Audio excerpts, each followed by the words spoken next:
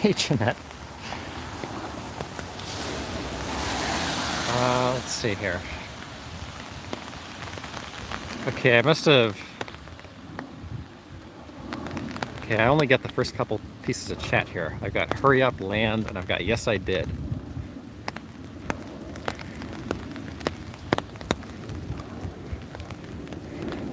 What did I miss proceeding, guys?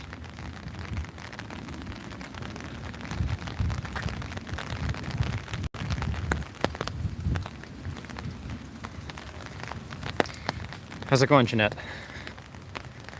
As you can see, it's pouring rain here.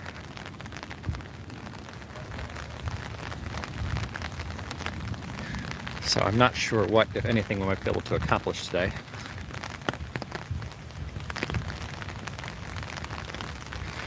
Not that we have particularly complex agendas most days. Are you the only one, Jeanette?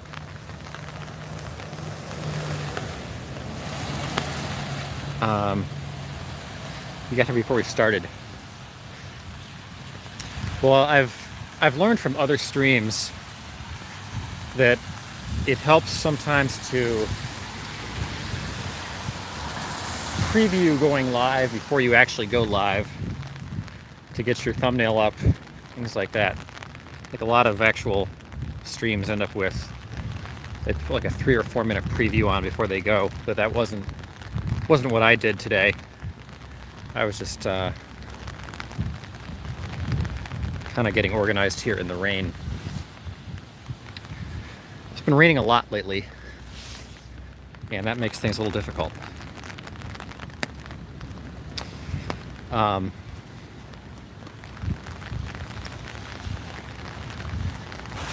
Usually when people do podcasts on YouTube, they'll try to, have it up as a preview for a few minutes before they actually come on, just so they can build the audience out of the gate so you're not talking to nobody for the first 5 minutes, which is often what I end up doing, which is sometimes a little awkward. Usually I can count on Internet or Nicholas or Different to be on right out of the gate, but I think, Jeanette, you've had 2 out of the last 3 days as first, so maybe you're in the mix now too. Not sure how long we'll be on today, since again it's raining. It's supposed to rain pretty heavily all evening, but we'll see.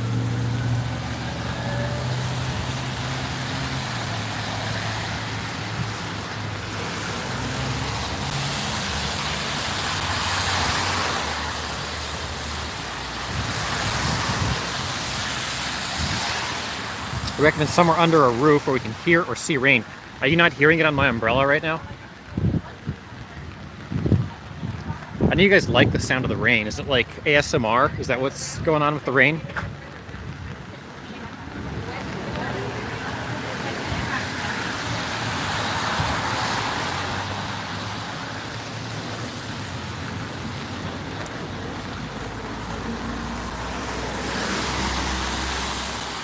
Usually my viewer numbers do a little bit better when I'm moving, when I'm walking around.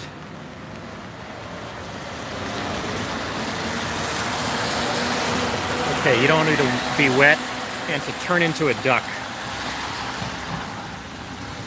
Yeah, that's a risky run if you're out in the rain too long, as you turn into a duck. Got a tattoo parlor. It's fun.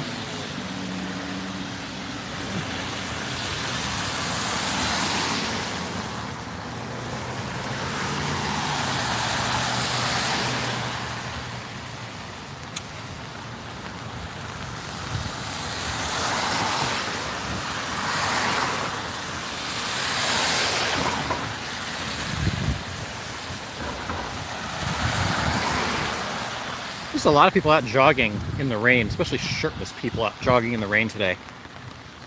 Should I get matching tattoos? I think Patrick, I'm still waiting on a check from Patrick to pay for my duck tattoo. I feel like it's going to be expensive to do that otherwise.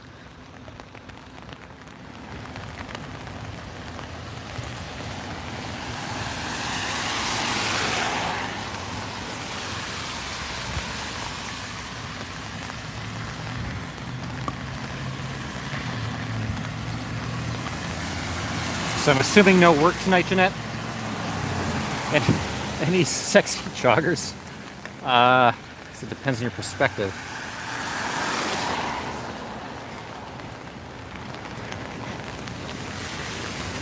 I wasn't really looking for him in that light, Jeanette. But I suppose probably some. Work the next 2 nights? Okay. So I'm trying to balance with Mrs. Land's schedule. Yeah, last night we were out for around 4 hours because she was doing some things later.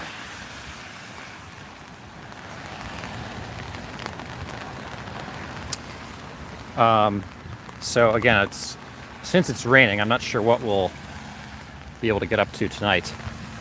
Probably not a ton, but we'll see. We'll see how it goes. If miracle happens and the clouds part and everything is perfect, then I guess we'll get out of the rain.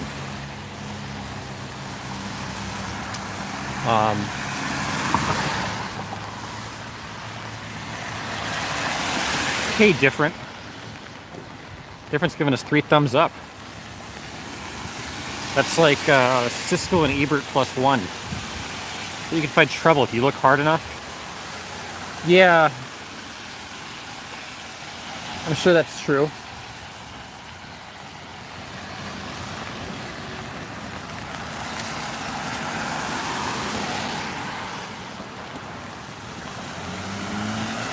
I've learned to pay close attention to the graffiti everywhere, even on mailboxes. Is that a duck?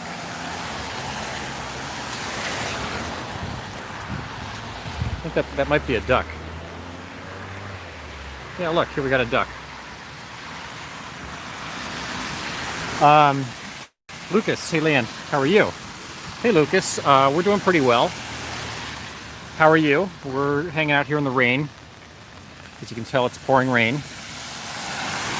Or maybe you guys can't tell. I know the camera doesn't pick up rain all that well, but you can probably hear it on my umbrella. We'll get off of the main drag here momentarily. There's a lot of car noise right now.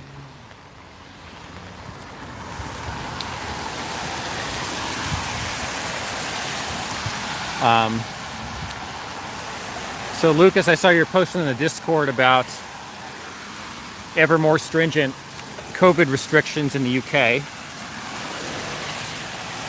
Sounds like I'm okay. Thanks for a bit confusing in Manchester, the new rules, how they were enforced. What do you mean how they were enforced? Is it strict enforcement, or I think a lot of the rules, part of the problem with a lot of the rules is they haven't really been enforcing them here. Nobody seems to be really enforcing mask rules or anything. So it's been a little chaotic. You know, laws only really matter if people have the threat of them being enforced. Hey MC, good to see you. Thumbs up ducks, yeah. Thanks MC, good to see you. Jeanette says thank goodness we're enforcing or not enforcing the mask rules. So I'd say the biggest news of the day today here was the substantial retraction of the economy in the second quarter, annualized to a 33% retraction of the economy, which if we carried that over to the whole year would be enormous. Of course, that only represents about a 9% retraction, but that's still huge. And of course, that represents 3 of the worst months of COVID, and I think it'll be a little bit better the next quarter, but still, that's huge. And it's no wonder that people are really clamoring for their next round of stimulus checks, because that represents an awful lot of unemployment and less spending in the marketplace.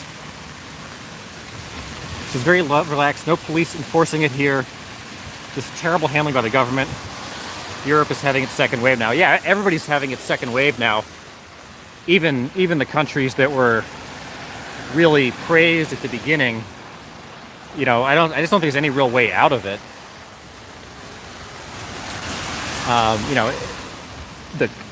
as soon as countries started opening it up, then, you know, the COVID resurged a little bit, which I don't think is surprising, but it's demoralizing, certainly, that it doesn't really feel like there's an easy path out of this. People are going to continue to get it. And I think counterbalanced with the economic news about what the shutdown has done to the economy is pretty darn significant. So there doesn't seem like there's any really good solution here to come out of it. And it's all kind of depressing. Jeanette says, Lucas, can't police do that in England? Enforce it, I mean? Okay. MC says 33% traction for about 33% shutdown this year. Makes sense. Yeah. I mean, it makes all the sense in the world. The economy would have contracted a lot. I think even people, I think everyone was a little surprised at how significant those numbers are. We've never had anything like that, even close to like that in the history of the country, in terms of a quarter-on-quarter economic retraction.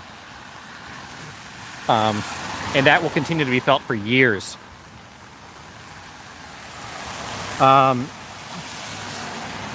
Okay, Lucas says, Jeanette, the police here can't even get to grips with the knife crime, let alone enforce this. And hi. And on a legal standing. I would hope they have been given the legal tools to be able to enforce the laws on the books. I think that's one of the real challenges that communities have in the United States, is we've had a lot of kind of on-the-spot rulemaking in which police, prosecutors, etc. either enforce laws that aren't there or are not enforcing laws that are there across a whole wide range of issues. It's one of the most chaotic things about our country right now. Whether it's immigration laws that cities have chosen to not enforce, whether it's COVID laws that states are not enforcing, whether it's obviously street violence and other kinds of laws dealing with those kinds of issues that many jurisdictions are not enforcing. Okay, Jeanette, Lucas says, Jeanette, maybe fines, but it's poor handling. Okay, MC says, yes, I think the shutdown is effectively acting as a financial reset. Turmoil is inevitable in the short term, but I think America will be better off all around. It may force a pretty fundamental kind of realignment of the economy, broadly speaking. And if it does that, that'll take years and years and years to effectuate. So we're going to be in for a rough ride here for a while. You know, we might be embarking on something Great Depression-esque. Probably not to that scale, but probably something quite significant. I feel like Trump wants to suspend the election.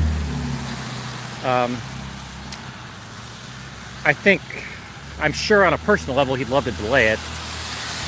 What he actually said has been pretty badly distorted. Jet says, I don't know what a retraction means. Well, it means that there was a lot less economic output in the economy last quarter. MC says, I just hope to vote in person this year. Well, I guess I find I voted in person once. It wasn't that exciting. I have voted not in person before, and that was fine. On a personal level, I don't really care. I think you probably will get more fraud through mail-in ballots, certainly. I think a lot of that's just talking points. Lucas says, I still think people should vote in person. Jeanette says, why does it surprise you about the output? It doesn't surprise me, Jeanette. It's just, it doesn't surprise me that we had a significant retraction. I think it was bigger than anybody really thought it was going to be. I think the number is, when you look at it compared to historical quarters, including, the Great Recession, and it was the biggest quarter-on-quarter drop by far that we've ever had. It's not really that surprising. We intentionally shut down the economy. but it's still really significant. And when you think about it in that context, like, it's not something that you jump out of real quickly. It's something that's going to linger for a very long time. It's going to have trickle-on effects that affect segments of the economy you don't even think it's going to, you don't even imagine it affecting. I was telling you guys a week or two ago about, talking with different people trying to get loans right now for different small business ventures that they're going ahead with. And the banks won't give them money because the banks are so concerned about other businesses collapsing, that they're getting worried about the liquidity. So you're going to start seeing the follow-on effects of this affecting all kinds of industries. Far more people are going to lose their jobs. We're going to have a lot more unemployment. It's going to be years and years and years until we dig ourselves out of this. And we're going to judge ourselves for a very long time about whether this was the right decision or not, to essentially kind of intentionally force a recession, if not a depression, on ourselves by choice, to kind of dig ourselves, to protect ourselves. Because I still don't see a vaccine coming for COVID. No, I don't see a vaccine coming for COVID either. I think all of the quote-unquote positive news that keeps getting trumpeted every now and then is kind of politicized and not particularly realistic. So I don't see a vaccine coming either. I think that idea is unrealistic at this point. And I think we're going to have to find a way to coexist with this scourge, whatever that means.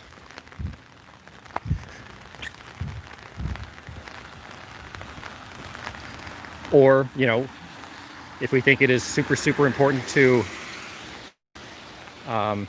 keep in place really draconian protection measures against it, then we need to find a way to tolerate living in a much smaller economy with lower incomes and higher unemployment across the board. And I don't know that unending rounds of stimulus checks are the right solution for that. The government, of course, is continuing to debate and deliberate over the next round of stimulus checks. And there are, I think, those who think that just continually printing more money and mailing it out to people, Andrew Yang style, is the solution to, the economic downturn, and trying to sustain a forced economic downturn for a very long time. At some point, we're going to start bearing the significant ramifications of the inflation and the debt that's piling up from all that. Okay, internet says, don't call me a scourge. Maybe Scrooge, not Scourge. Hey, internet, good to see you. You're late, though. Lucas is very high case rates here. Yeah, there are high case rates pretty much everywhere. MC says, Johnson & Johnson are working on it. Expect to have a vaccine early 2021. I will eat my hat if somebody actually comes up with a vaccine by early 2021. I do not believe that for a second. On the bright side, certain companies have done very, very well amid all this. Procter & Gamble and a lot of other just kind of basic goods companies have reported really, really strong returns amid COVID. Anytime there's a big recession, kind of basic companies like that do very, very well. Ken, hey Ken, good to see you. During the Great Depression, 80% of Americans lived in rural areas and were fairly self-sufficient. Today, 85% live in urban areas and depend on grocery stores. Yeah, that's a good point, how much the economy has changed and industrialized. It's actually the vast majority of American history. Very few people worked wage labor. Very few people worked as part of the diversified global economy. And we haven't really endured something depression scale with a diversified economy ever. Jeanette says, land, if this keeps us locked up longer, there are huge amounts of suicide. There are already huge amounts of suicide. In fact, the amounts of suicide, drug overdoses, and things like that among young people vastly outpaces the cases of COVID among young people. It's one of the best arguments on behalf of getting people back to school in person. Internet says, I have actually been here since the beginning. I've just been lurking to see if you people have been talking about me behind my back. I think I did bring you up at the beginning behind your back, Internet, but it was just because I always expect you to be on first. And when you're not, I get disappointed. But I'm glad to see you regardless. Lucas said, how's China doing right now with COVID? I heard they still have it. They do still have it. They have a much less virulent strain than the strain that's in the Western Europe and North America. But they're still dealing with it. It's pretty, it's not great there. They're obviously more effective at imposing draconian mandates on their people to lock down and the like. You know, I don't know kind of where that has left them. I've not paid a ton of attention to them. They're obviously very afraid of us now. You know, you can't fly into China at this point. So, you know, I think they've still got it. I think a lot of Southeast Asia still has it. But has been more draconian the way they've handled it. And it says toilet paper is back, but the price has doubled. I bought so much toilet paper right before COVID broke that I haven't needed to buy anything since. I saw this coming weeks before, a week or two before this really broke nationally, and I started stocking up on every durable grocery item I could possibly find about 2 weeks before most people did. So I got years and years of toilet paper at the time and haven't bought it since. Johan, hey Johan. Thanks for joining us. Hope you're doing well also. Good to see you. Jeanette says, really internet? Regular price here, wonder why? That's a good question. Are you guys still noticing sort of general grocery issues? I feel like grocery stores by and large are back to normal. The supply chain never really broke, which was a really good thing. But, you know, it's all still possible that that could still yet happen if, you know, we continue to shut the economy down. This is listening to LBC UK Radio News as well as watching you. Okay, you should tell us which is better. But I appreciate you listening to us, Lucas. Random says some countries don't use toilet paper. I don't know that that's true anymore. I wonder if that's true. So I was watching an episode of Seinfeld the other night with Mrs. Land, and George Costanza brought up the question about what toilet paper was like during the Civil War. And I had to admit, I don't really have a good answer to that. I don't know what toilet paper was like during the Civil War, whether they had rolls. What toilet paper was like at different points in history is something that doesn't really get taught in history class, but I'm curious about it.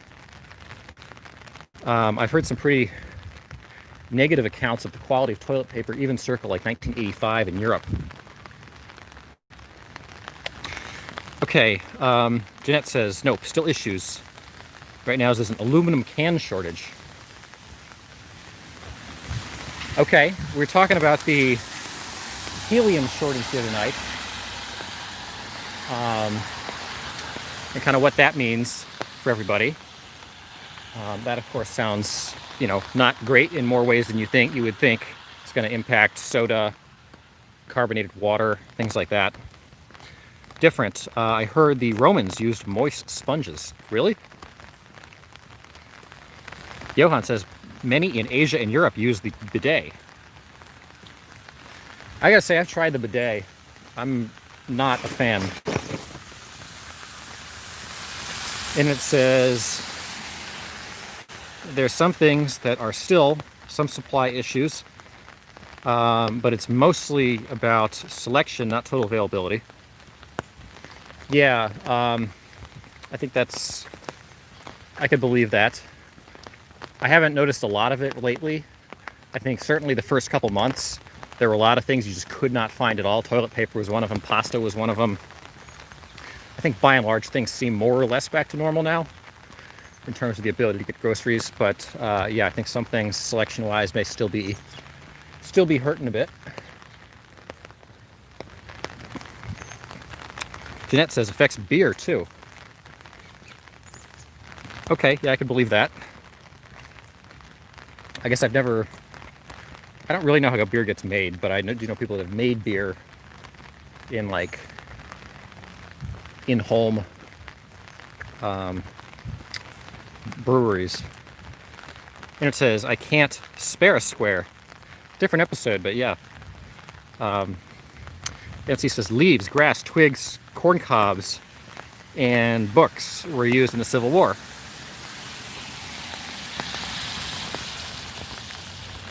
I could see that being the case in like torched out portions of the South maybe, but they had to have some society-wide approach to toilet paper even in the Civil War. I mean, it's a commodity that everybody uses. I just don't know what was going on then. Like, I don't think everybody's using twigs and corn cobs, MC. Lucas says, I can imagine a bidet doesn't really clean everything off. I can imagine that too. I don't know if, when you use a bidet, do you just use the bidet or do you use the bidet plus toilet paper? I don't know. Depends on your perspective. Not everyone wants cold water shooting back there. MC says toilet paper wasn't really popular until the 1920s. So what do? Just not use it? I really need to do some reading up on toilet paper because I feel like I'm kind of not sure if MC is giving me the truth here or pulling my leg. But I can certainly believe toilet paper in any kind of modern fashion wouldn't have been popular until pretty late. I mean, I know like scratchy toilet paper was pretty common until pretty late.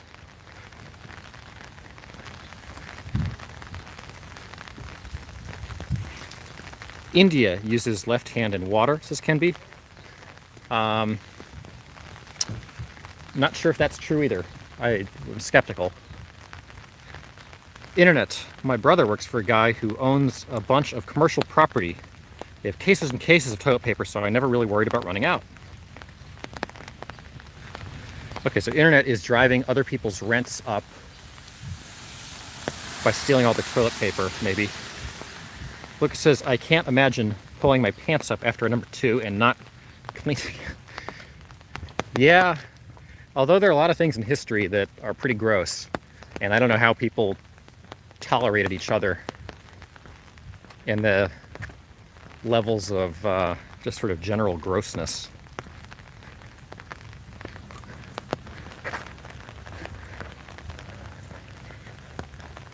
All right, I officially now have no idea where I am, so I'm gonna pull out my other phone and check where we are. Okay, Jeanette says lots of strong perfumes. Yeah, that might be true, actually.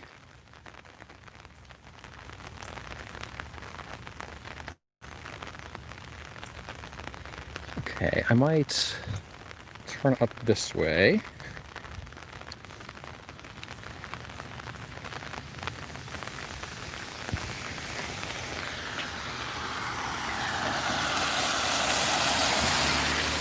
Different says poop, butt, and perfume. Yeah, lovely.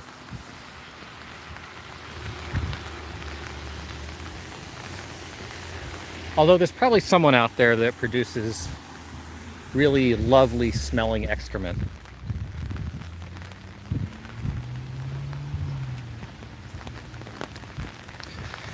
All right, so I kind of have a better sense of where I'm headed now. Although we're still gonna have to feel this out. So it's pouring rain right now. We're talking toilet paper in the Civil War era, as well as COVID generally. I don't really know what's going on with protests right now. I went back and watched some of the Bill Barr hearings from yesterday. Those are pretty absurd. But not necessarily any more absurd than anything else that's going on right now.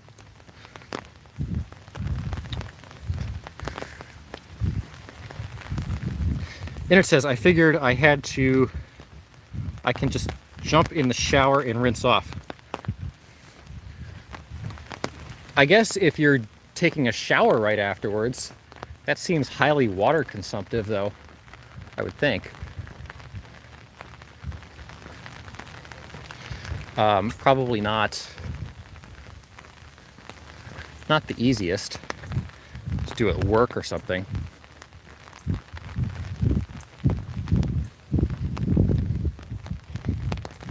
Okay, internet says, or Loderus. Oh, Loderus is giving us long comments again. Dems spread COVID-19 with Lunar New Year parades. Cuomo mandate nursing homes to accept COVID patients. Without time to prepare, Dems. Riots, burn, loot, but media call it peaceful. Or blame supremacist. Okay, Loderus, I feel like you're giving us the same talking points night after night after night. Keep it like 1 point per comment. Hey, Bill. Good to see you. It's raining again. Yeah, it's been raining like every day So I'm not sure what we're going to be able to accomplish tonight, but it's still raining, certainly. But I hope you're doing well. Kim says, Charmin Ultra Strong is great.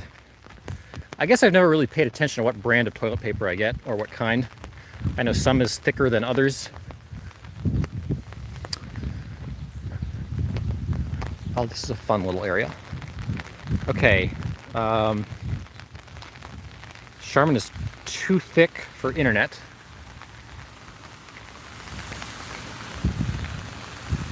Yeah, I don't know. Does that like interfere with the ability to get in all the crevices?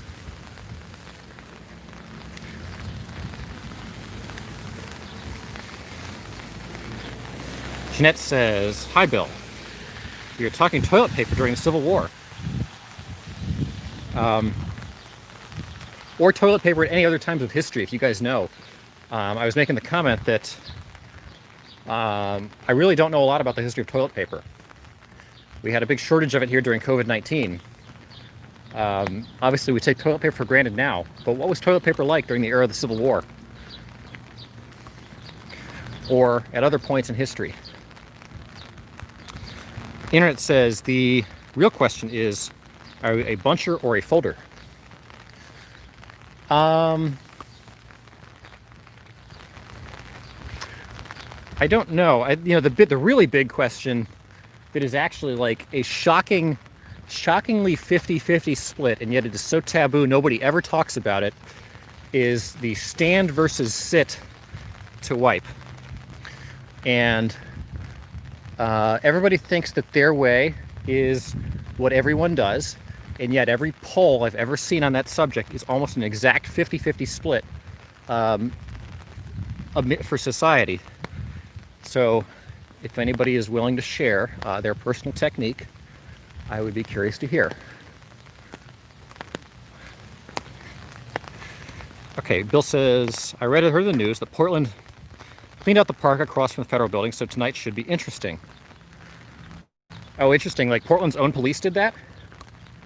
Isn't that fascist or something? Cops busted some heads last night. Interesting. Johan says, pressure wash and blast your behind. Using what device, Johan? Yeah, that sounds painful. Yeah, interesting. I didn't see, I had heard that Portland had sort of lower, kind of lower numbers last night generally, but I had not heard they had cleared the park or that they were taking a different tack now. It does seem like about time. Bill says, ouch. Okay, Loterists, protect Antifa and other left-wing groups. MSNBC, shameless, call it peaceful. Protest during looting, burning. Saying every white looter is a supremacist. Dems spread COVID-19, Lunar New Year. Okay, Loterists, you write about the Lunar New Year parades every time, every comment you post. I'm not buying it. Bill says there's actually a pretty good YouTube video on it. Okay. I guess I was kind of taking everybody at their word yesterday. I really didn't follow what was going on in Portland yesterday. Bill, yeah, Jeanette says, can you put the link on Discord? Yeah, that'd be great. Bill says, when toilet paper was first introduced, it was sold in sheets like a package of printer paper. Yeah, that seems actually very likely to me. That seems kind of more intuitive to how it would have developed than anything else. Internet says, my water comes from a well. I don't care how much I use.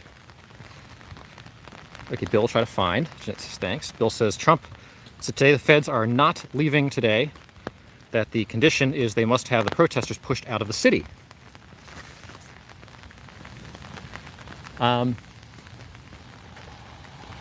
You know, call me crazy, but that seems like a reasonable position. This is, you know, we're now pushing, what is it, 9 weeks? I mean, I think 9 weeks is enough leeway to grant people to regularly break the law and have violent fights with police every night. It's probably about time for them to find a way to end it, whatever it takes. Ken says, okay, Loterist, are you real or are you a bot? I'm still not sure. I appreciate you being here, but your comments are fairly repetitive. And it's just a lot of words all at once. Internet says, I will not tell you my technique, but I will say that I refuse to associate with anyone who stands up and wipes. Okay, so Internet is a sitter to wipe. Will not associate with anyone who stands up.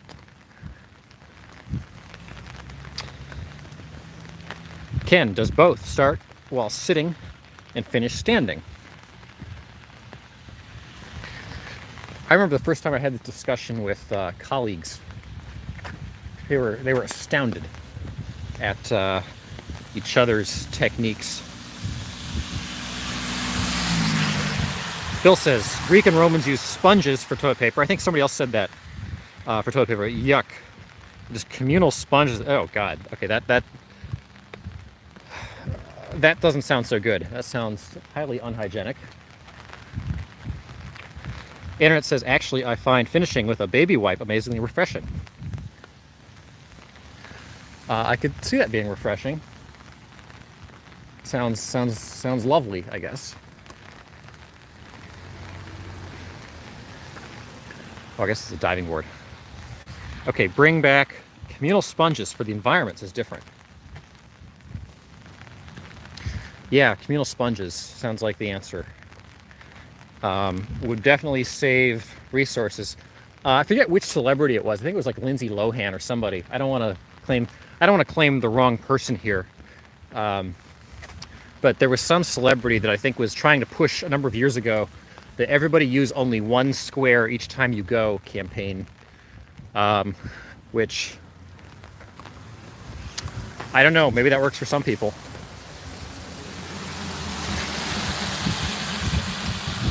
But different once the communal sponges. Somehow it doesn't surprise me. Okay, Jeanette says, I lift but not to full stand. Okay, so Jeanette's doing like a half and half, sort of a squat thing. Bob said wool was very commonly used. Okay, that seems gross. I hope somebody's like cleaning the wool and these sponges at some point afterwards, like soaking them in Lysol or something. Bill says almost all toilet paper in the U.S. is made from recycled paper. Would you use paper made from recycled toilet paper? Internet says the real interesting confrontation in Oregon happened in Springfield yesterday. What happened, Internet? I hadn't seen that, but I'm curious to know more about it. Bill says, I remember the one square thing. Yeah, there was... The thing about the sustainability movement generally, it sort of has lost ground to some of these other causes as kind of the de facto religion of the day. Kind of doesn't have as much appeal to it straight up as it does kind of under the guise of climate change. But back in the early days of the big sustainability green movement, there was like a lot of pretty crazy proposals getting out there. I think it's moderated over time a little bit. Johan says, Jeanette's same. Okay, so Johan is also doing a squat kind of thing. That says baby wipes are bad for sewers or septic tanks. Remember colored toilet paper? I think that was something they concluded as really bad for sewers and septic tanks too.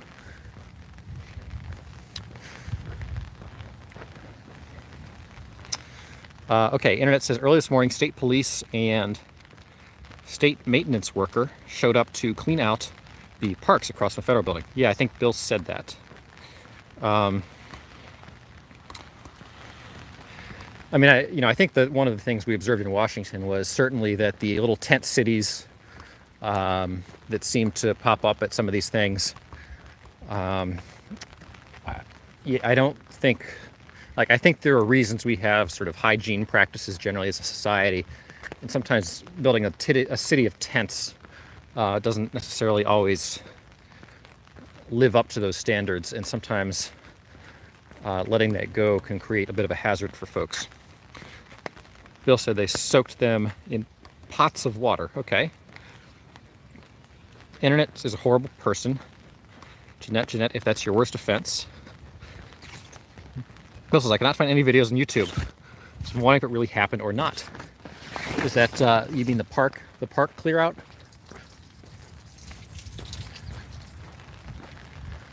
I guess you guys tell me. Ken says plumbers are as important as doctors for public health due to providing clean drinking water and proper waste disposal. Yeah, the history of plumbing in the United States is actually really interesting. I'm trying to find out where I am again.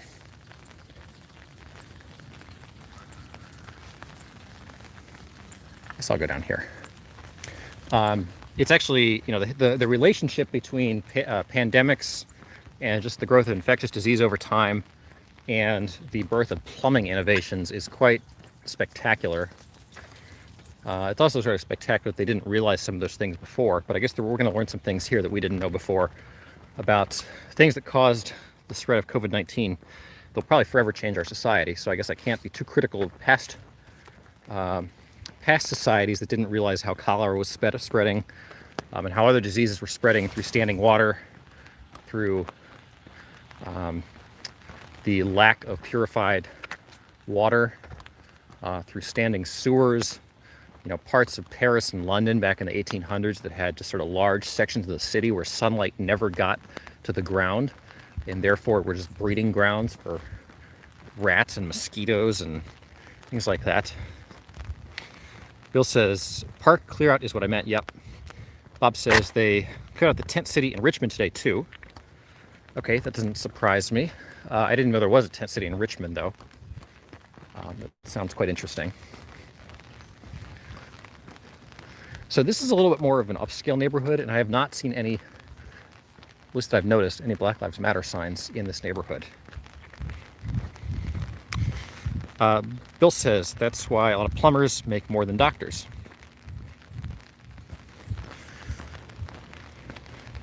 Electricians can make really good money too. Jeanette says you get lost a lot. Jeanette, I am not in my city right now. I have pretty good intuition on geography, but I'm not in my home city right now. So yeah, I'm just kind of taking it as it comes and then trying to redirect my location as necessary. So yeah, I do get lost a lot. Not badly lost, but a little bit lost. Especially places that have some topography and some rolling streets. Bob says Villain Phoenix has a video filmed shortly after Portland Park evictions. And what was the is Villain Phoenix pro or against the park evictions? Who was in the park, and was it a tent city, or what did they have set up there? I guess would be a good question. Jeanette says, all right, I apologize. You have a good point. I get lost a little bit in Washington, but not a ton. This is not the city I grew up in Ohio either. It's a different city in Ohio. So, okay, Bill says, people still have the wrong impression of the skill trades like plumber, electrician, HVAC, carpenter, and many, many more are fairly well-paid jobs. They are certainly well-paid jobs. I think the differentiating factor, so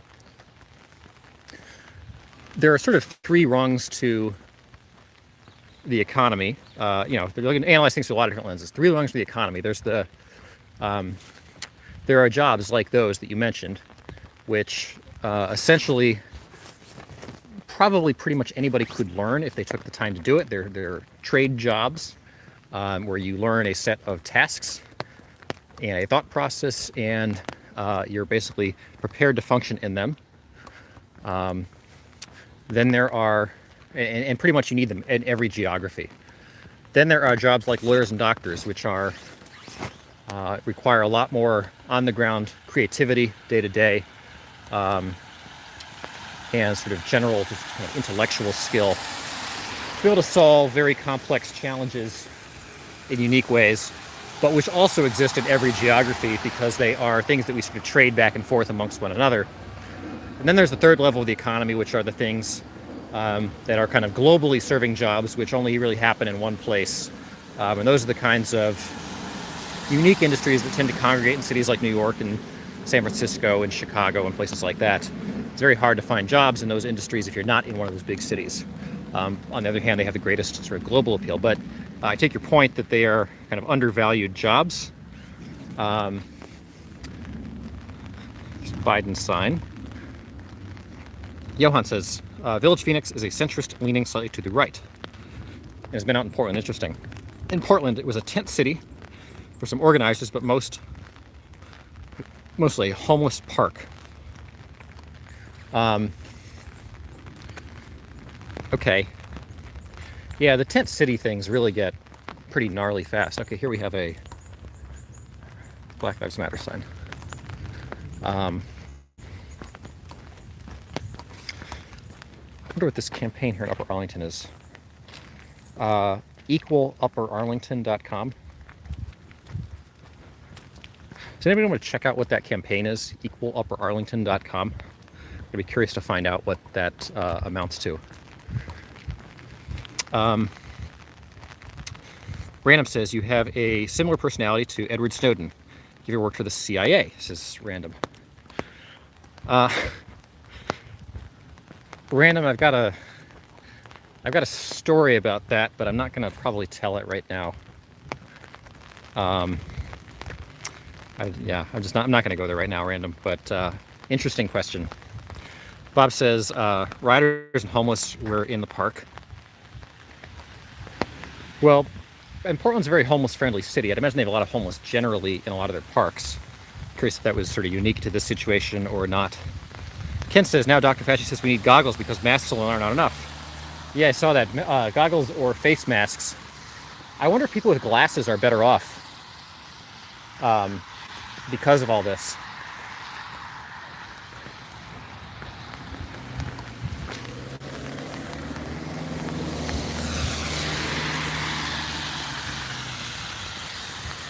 Yeah, pretty soon we're all going to be dressed up like stormtroopers. Democrat lady says, when did he say that? I think he said that a day or two ago. The goggles thing. Jet says, if I ever see Fauci, I would twist his damn ear. Fauci's a little bit of, I mean, you know, Trump was kind of getting on Fauci for being a, quote, little bit of an alarmist. He does seem to kind of latch onto things very quickly. As soon as they started talking about the Marlins suspending play from baseball, Fauci was kind of making statements about how, you know, how bad that was and how we're probably not going to be able to finish the baseball season. And he does seem to be a little bit of an alarmist, but, you know, hesitate to criticize too much. Bill says, Equal Upper Arlington believes that the diversity of our community is a source of strength that benefits everyone. Our mission is to help build a more inclusive and equitable culture where all people feel welcome. That is a very DC statement. Thanks for looking that up, Bill. I'm curious what's sort of really behind that. That is one of the most PR vetted statements I've ever heard. Bob says, apparently today, just saw it on the news, the goggles thing.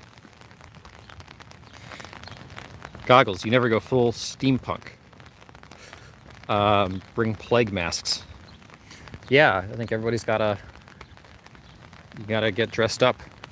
Wear your goggles. Be prepared for, you know, treat it like you're going into, you know, some kind of toxic environment at all times. You probably want to wear like a space suit. Bring your oxygen tanks. Bill says, I think Fauci is one of the most incompetent professionals in this. He made nothing but bad calls for the first 3 months. He was even against the initial travel bans. Well, I've made it generally a policy not to criticize anybody on their COVID decision-making too hard at the policy level. I think those who are in the arena having to make decisions and set policy for something like this that is essentially unprecedented and for which there are seemingly no good answers deserves a little bit of a break. Yeah, I think Fauci's wearing a little bit thin at this point. This is right, because life might kill you. Oh, wait.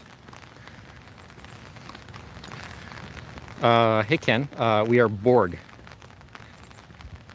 Bill said I would normally agree. He was the professional on the scene. Yeah, I mean, I guess you're in that chair. You take the criticism that's coming to you, and certainly he has now getting his fair share. But he's also got a lot of defenders who kind of defend him at all costs. I think there are those who are, kind of a little bit excessively stubborn sometimes relative to some of the threats of this. And then I also think there are people that just sort of hand-wring about what's being said sometimes, and that doesn't acknowledge either, I think, the reality, which is that this is a complex impact on our society, and there are trade-offs that have to be weighed. Bob says, I have gas masks, but I don't want to waste the filters. What do you use the gas masks for, Bob, generally, like before COVID? Bill says, well, I think he came through with the mediation process. Okay. MC says, rip Herman Cain. Yeah, that was a hell of a story. Herman Cain has passed away after most likely getting COVID-19 at the Trump rally in Oklahoma. Herman Cain, of former presidential candidate fame with his famous 999 plan, has passed away, unfortunately. A lot of people on the internet, very heartless people, making light of his opposition to wearing masks that may have caused him to contract the virus. Democrat lady, hey Democrat lady, does anyone think we will be locked down again this winter? I think the way it's looking right now, we're probably going to be in rolling lockdowns here for a while. I don't see a cure necessarily coming for this. I don't necessarily see a vaccine, and I think until people become a little bit desensitized to the impacts of this, then I think we're going to continue to see rolling lockdowns until the economic weight of it becomes so great that that really starts driving the narrative more than the virus itself. Bill says mitigation processes I meant. Oh, mitigation, okay. It says, oh, I am the stubborn one. Yeah, Jeanette's a little stubborn. Bob says, I have the gas masks in case I decide to go riot. Yeah, it's probably smart, Bob. If you're gonna go, try to burn down a courthouse, you probably want to have a gas mask with you in case they tear gas you. Random says, a dog that got COVID-19 in New York died today. Yeah, the idea of dogs and cats getting it, I think, is kind of sad. Although it's kind of crazy, people get a little more bent out of shape when they see their pets passing away, when they see their fellow neighbors. Jeanette says, no cure for the flu viruses either. Yeah, I mean, I'm not a doctor. I don't necessarily see an end to this, other than this becomes sort of like the flu, and it's just a daily hazard we all begin to live with, or maybe not live with. But I don't know that there's any other way. I mean, the vaccine thing seems like a real stretch, and short of that, how the world ultimately addresses this doesn't seem to have a particularly easy answer. Bill says Arizona and California just reinstated lockdowns. My mom in Los Angeles area, and she mentioned they are locked down again. She hates it. I know some older folks that all are of similar mindset. On the one hand, they're being very, very, very careful as individuals because they're in the sensitive age range, and some with underlying conditions. On the other hand, you get to a certain point of your life, you only got so many good years left. And I don't think people really want to be spending them away from their favorite activities, away from their friends, locked down, afraid. I mean, you only get so many years here, period. Like, I don't know if there's a good answer to it. By the way, you guys are watching Land Speculation on YouTube. Appreciate all the likes and the subscribes. The likes help us out a lot in working with the YouTube algorithm. The subscribes obviously help you guys know when we're on. And if you're subscribed, please turn on your notifications.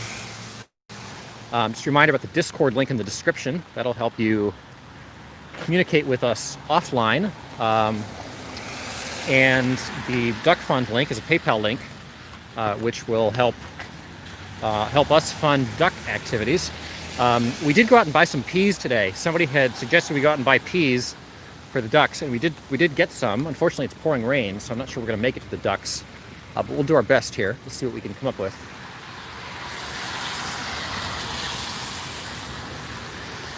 Okay, Bill says they now have gas masks with pink filters for women. Well, that's fun. I'm glad to know that we're making fashion accessories when we go burn down courthouses.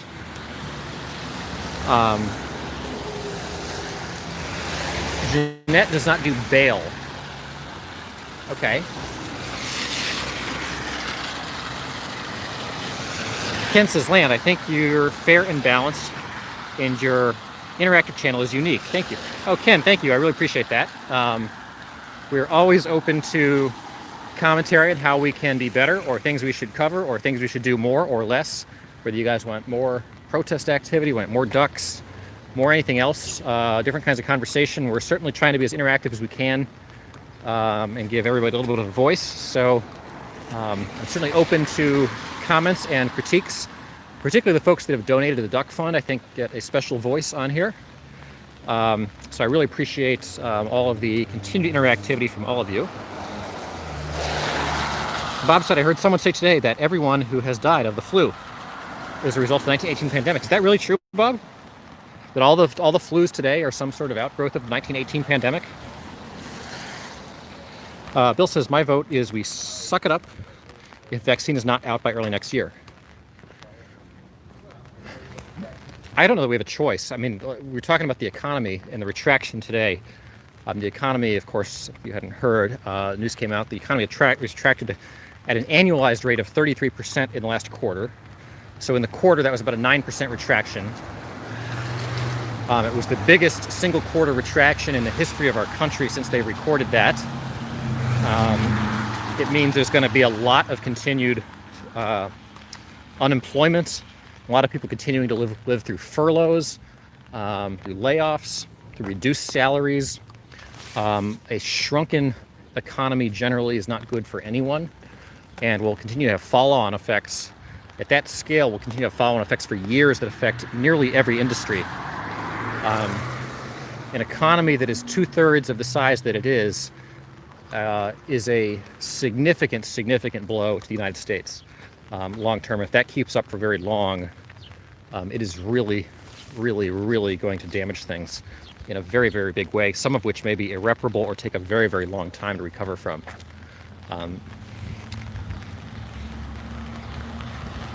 Jeanette says, wow, Bill, what would be the reason to wait till next year to suck it up? Well, if there's a real prospect of a vaccine coming out anytime soon, some days there's more promising news on that than others. I think a lot of us are skeptical of it, but I suppose it's still possible. To the extent that it's possible, that would be a very good thing and would allow us to kind of get around some of the tough decisions that we're otherwise having to make about this.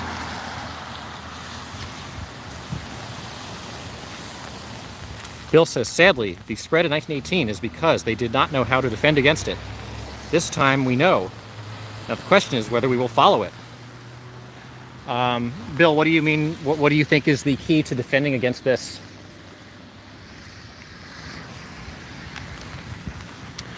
Obviously, the 1918 pandemic killed a lot more people. It was about a 2-year cycle for that pandemic to kind of make its way through the society.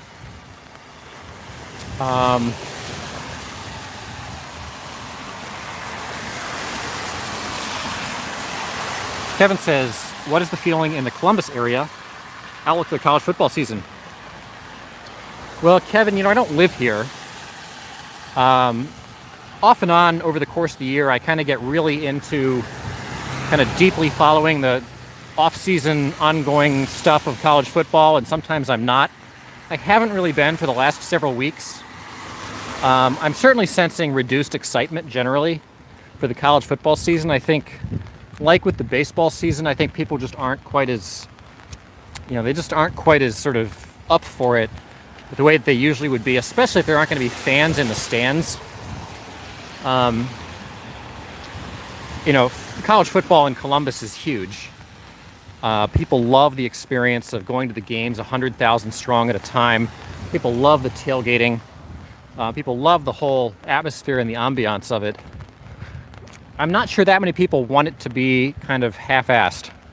I think baseball, while it's been nice to see it back on TV, it's been a little depressing, not seeing fans in the stands. It's kind of a shell of itself. It's kind of a reminder of how crappy the situation in society is right now. And in some ways, I kind of wish they would all just postpone until such point as everything's a little bit more back to normal. I just haven't felt a lot of excitement for it in Columbus, for college football in Columbus right now. I think the kind of murmur in the air that you would feel this time of year normally for the upcoming season, people talking about the players and the preseason this and that, and the who's going to win the Big Ten and all that kind of stuff just isn't really out there. And I haven't seen the signs. People aren't that excited for the upcoming summer practices. I guess the answer, I'm kind of rambling, but the answer to your question is people just aren't, I have not felt a lot of excitement for it.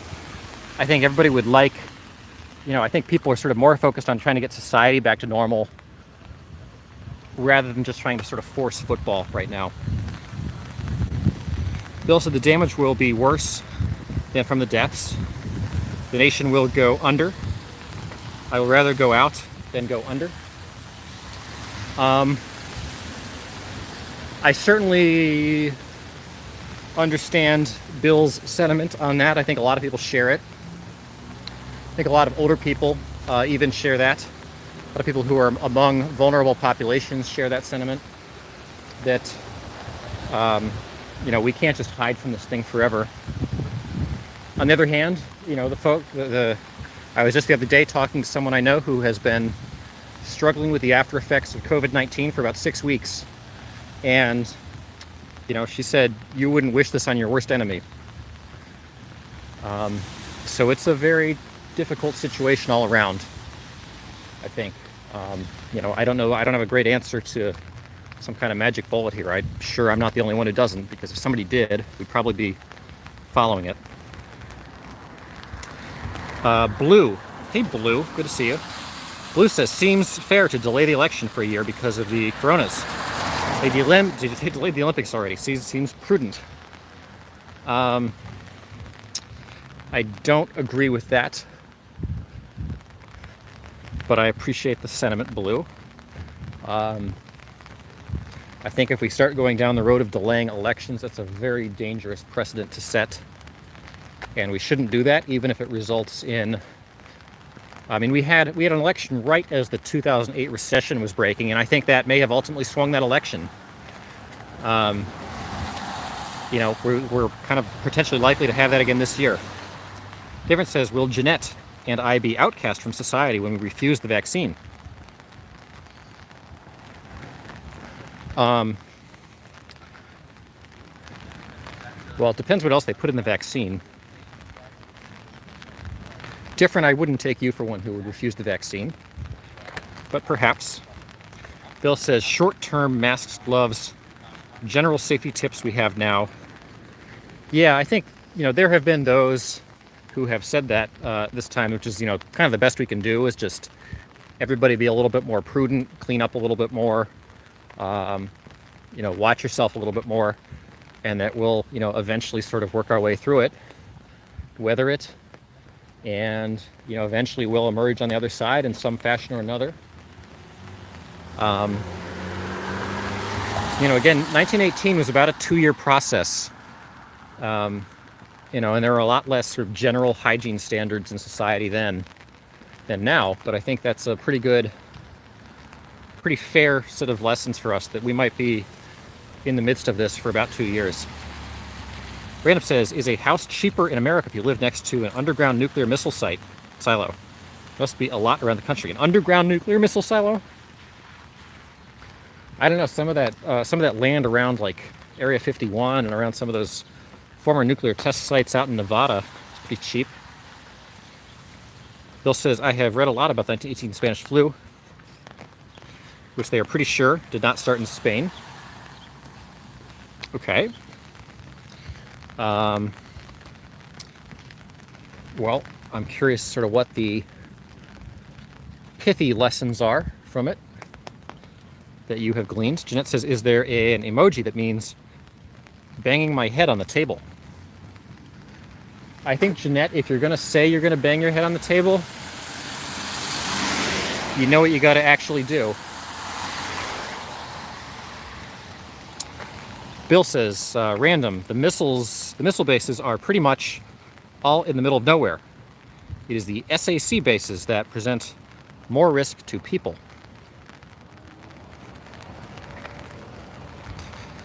Bill says, am I an anti-vaxxer in general? Are you asking me if I'm an anti-vaxxer, Bill? Let me say that no, I am not an anti-vaxxer. Jeanette says, I don't do flu vaccines. Flu never too bad. I guess I've been surprised how many people do the flu vaccine.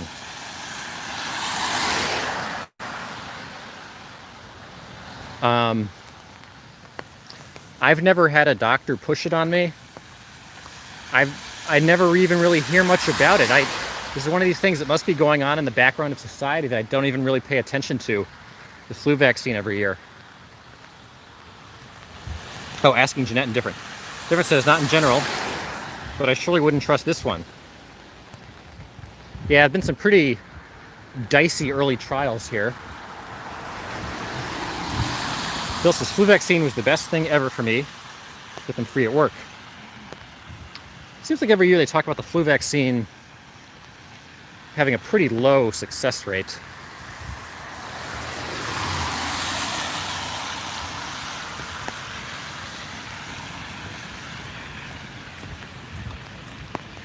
MC, I haven't taken the flu shot since 2003.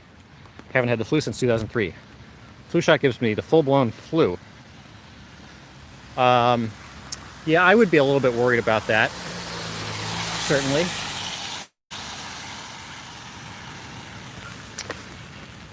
I've had the flu a number of times. Bill says, I have not had a real serious flu since I started taking the vaccine about 10 years ago.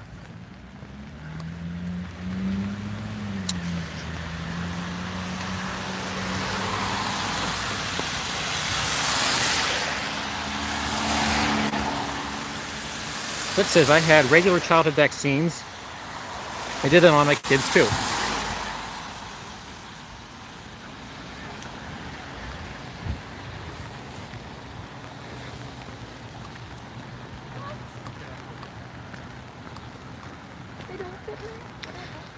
All right, it's fair.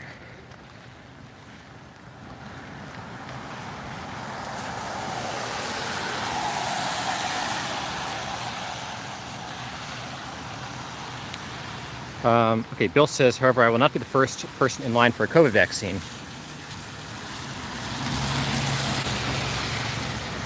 Yeah, I don't think I would be first in line for a hurriedly prepared vaccine either.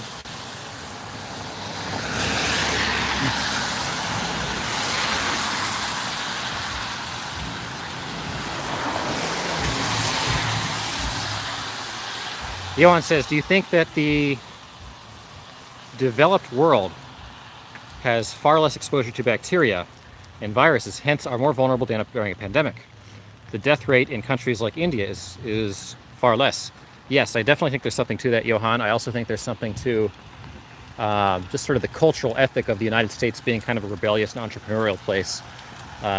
Less inclined to fall in line with what our betters tell us from the confines of the ivory tower. That says, oh, and living on the farm, I keep up my tetanus shot too. Yeah, that's smart. It's easy to lose track of those tetanus shots. Bill says, hope it is not like thalidomide worked out. That was the one that was causing all the babies to be born with like flippers and stuff, as I recall. Jeanette agrees with Johan. Yes, what Wild Bill said scares me.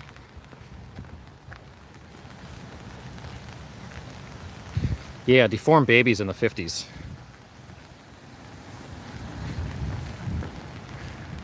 Yeah, that's not a fan of deformed babies.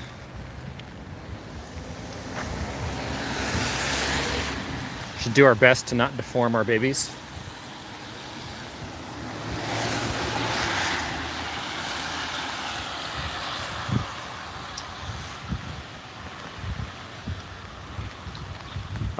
Bill said, my mom said if it was really ugly, or said it was really ugly. Yeah, I bet. Oh, we've got one of these things where the sidewalk ends randomly in the middle of the street.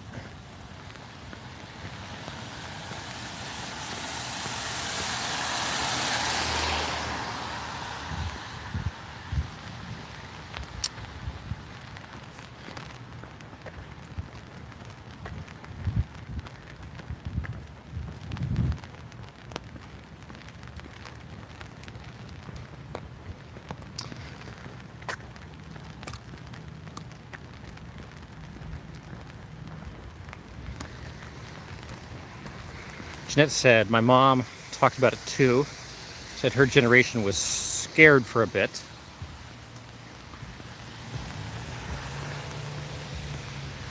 I think we're just starting to see the ramifications of COVID. I think there could be a lot more to this and how it impacts people's kids, next generation, follow-on effects that happen, weeks, months, years down the road. I think it's scary on a lot of fronts. Bill said, we have that in our town. Sidewalks that just end. No apparent reason. I have not figured out why yet. Well, this is an interesting sidewalk that they put over here and then intentionally wrapped it around randomly here just to get around this old tree.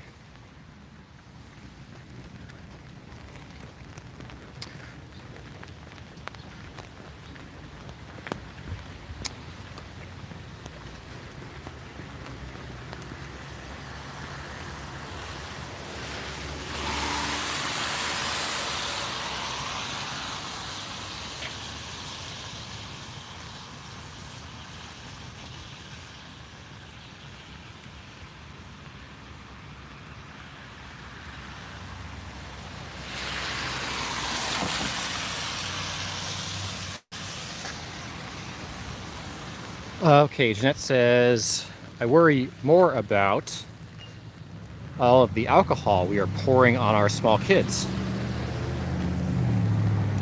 The alcohol we're pouring on our small kids? What do you mean, Jeanette? You mean like hand sanitizer? Bill says, that is how we roll in the upper middle class neighborhoods. Spare the tree, adjust the sidewalk. Thug life, yes. Yes, certainly. One of the enduring elements of American households, like every other house I see and everywhere I go, has a basketball hoop in the driveway. And wet wipes. What happens when one of these viruses becomes resistant to the stuff we put in wet wipes and hand sanitizer? Is what in the driveway? Basketball hoops. there's another one right there. And why have we made it so many millions of years without a pandemic wiping out our entire species? Why do so many species avoid getting wiped out by pandemics? It seems like there's some really scary stuff out there. It surprises me. Okay, Bill has one.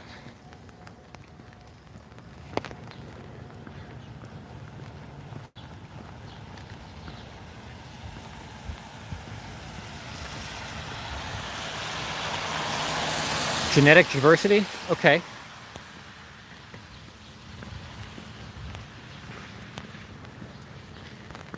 Of course, there are parts of the world where genetic diversity has been compromised a little bit through traditionally tribal societies that have created a great proclivity toward inherited disease.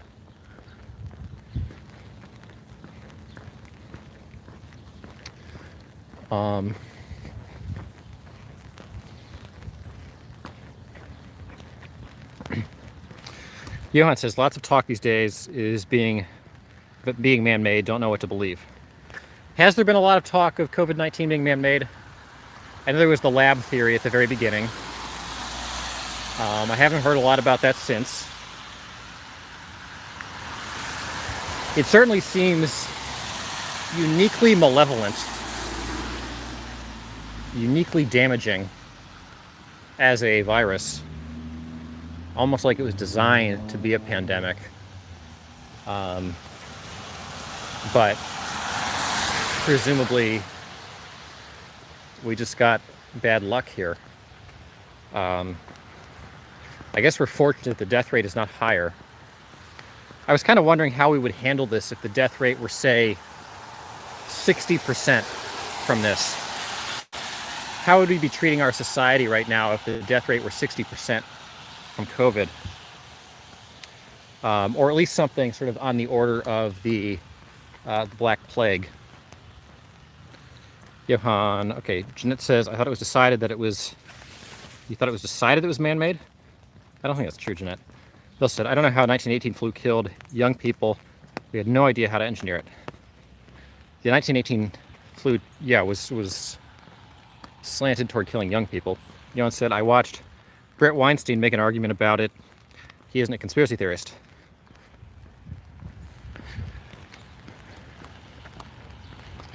He's got some interesting, he's a very smart guy. Sometimes he is a little out there, though. I feel like our likes just went down by 2. Did somebody change their like to a dislike? Or undo their like? We just went from 12 likes to 10 likes.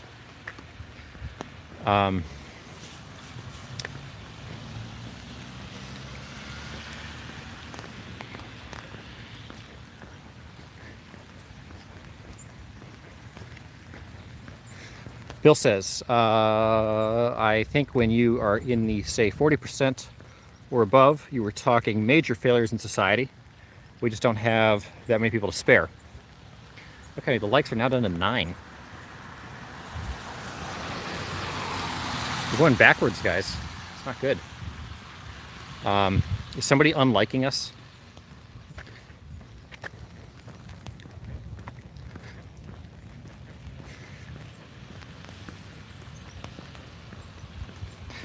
Okay, we're down to 8.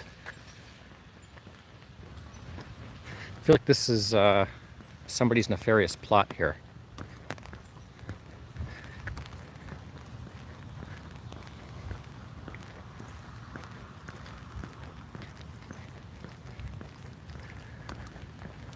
Here's another Biden sign. I have yet to see a Trump sign. This is a pretty upscale neighborhood. This is telling us something.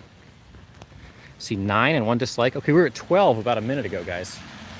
And now I'm down to 8. MC's only seeing 3? Okay, this is dangerous territory, guys. This is freaky stuff. They're not flipping their vote. So I wonder if they are clicking to unlike. Okay, Johan, yeah, I think you guys got to refresh if you want to see the up-to-date tally. But mine just went down from 12 to 11 to 10 to 9 to 8. Okay, you're seeing 9 and 1. The way that YouTube counts is sometimes very weird. It's not very reliable. No Trump signs there because they would be afraid of repercussions.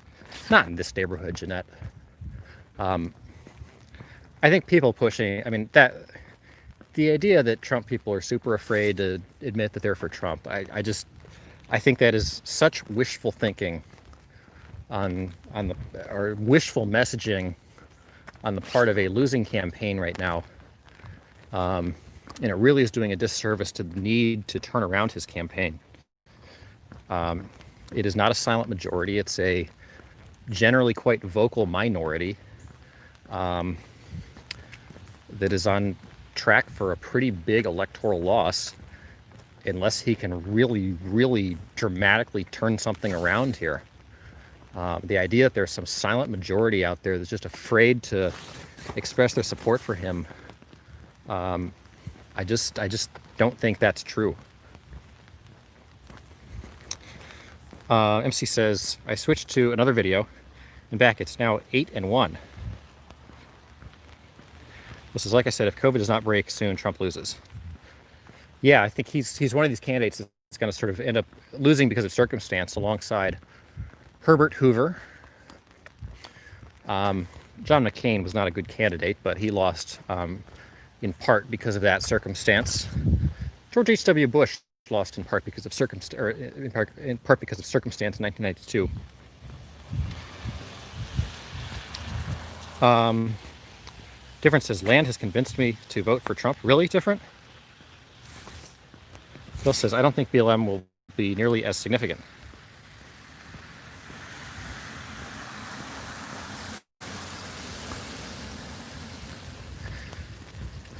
As COVID. Yeah, I know we've hashed this out before, Bill. I don't think it's about BLM, though.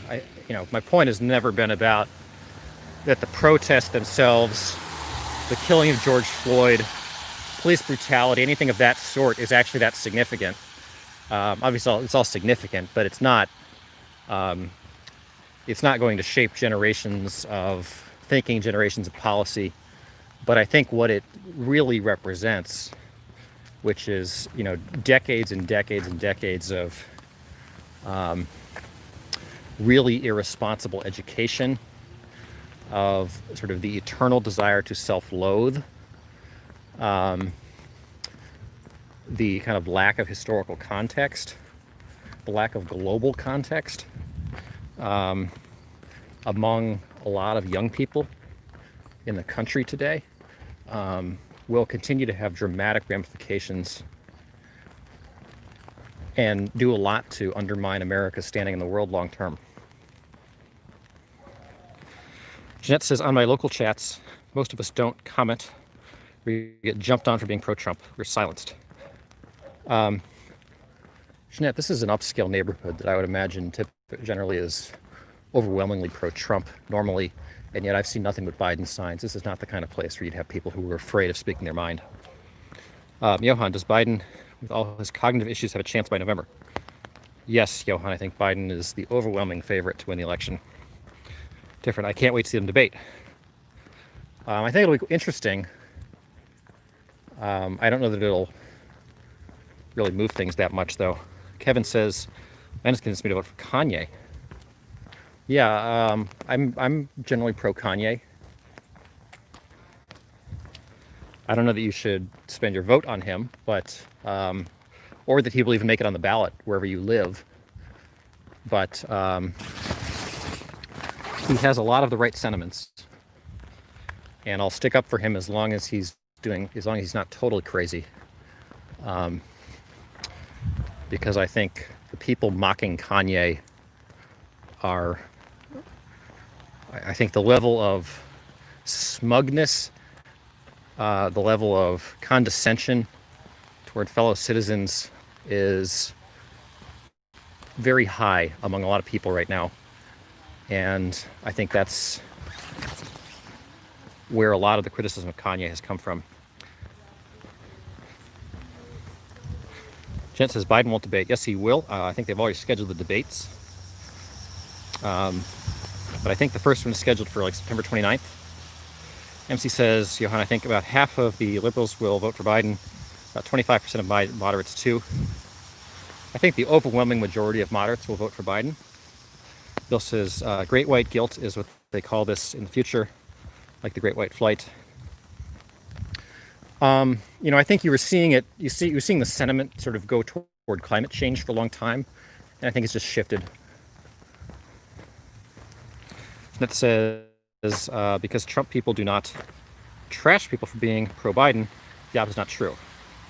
Well, we've talked about the nature of the two echo chambers. Both are echo chambers. One is just a little bit more extreme.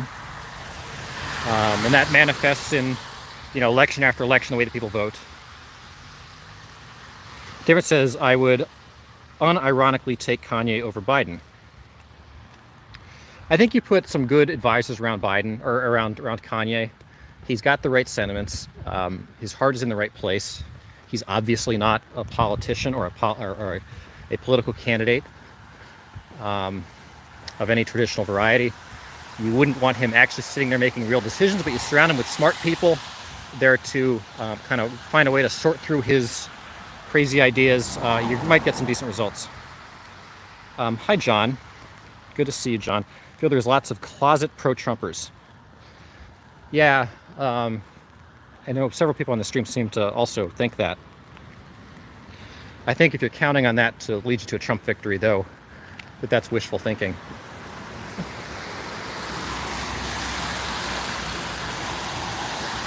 John says, at MC Mac, what's the breakdown for Trump? Bill said, if I had to vote today, I might vote for Kanye.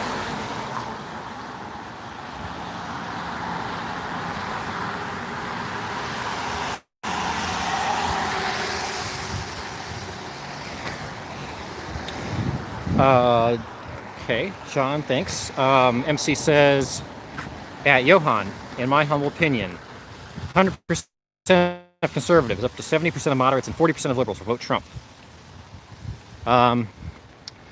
That is certainly your opinion, MC. I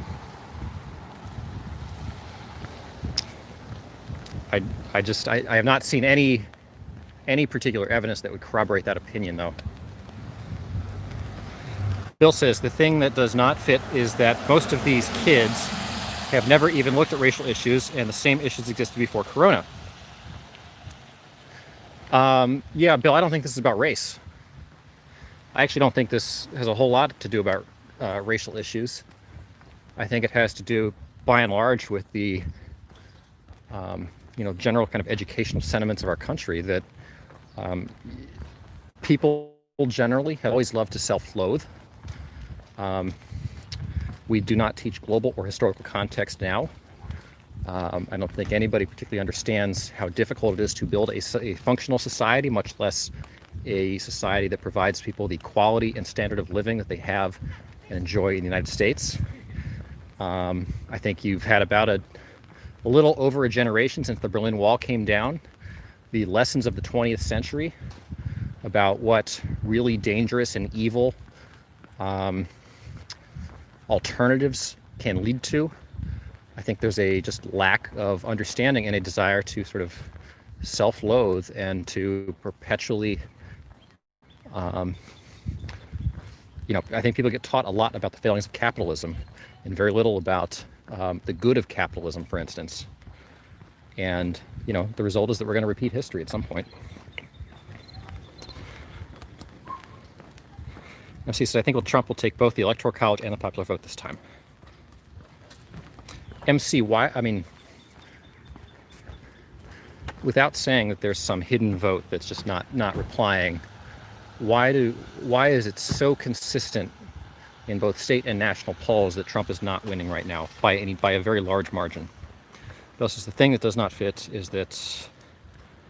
Okay, yeah. MC says, yeah. Okay, John says a vote for Kanye will be a vote against Biden. Perhaps. Bill says I was kidding. I would not vote for him. Ken says the debate will be Zoom chat, so they can spoon feed Biden and cut off Trump the second his time is up. Michael Fairbanks. Hey, Michael. Good to see you.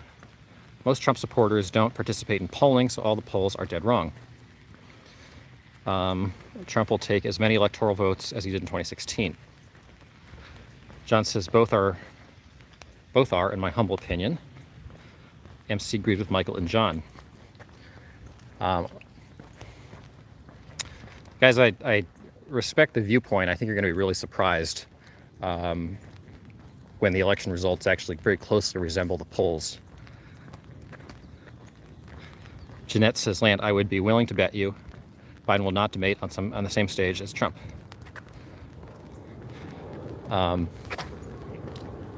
MC says, and Ken, I am not looking forward to Zoom debates. Yeah, I guess I hadn't looked at the format of the debates, but they have certainly scheduled the debates. Bill says that socialism and communism are coming back into favor with young people is a clear demonstration of what you said. This is only possible due to failures in our schools.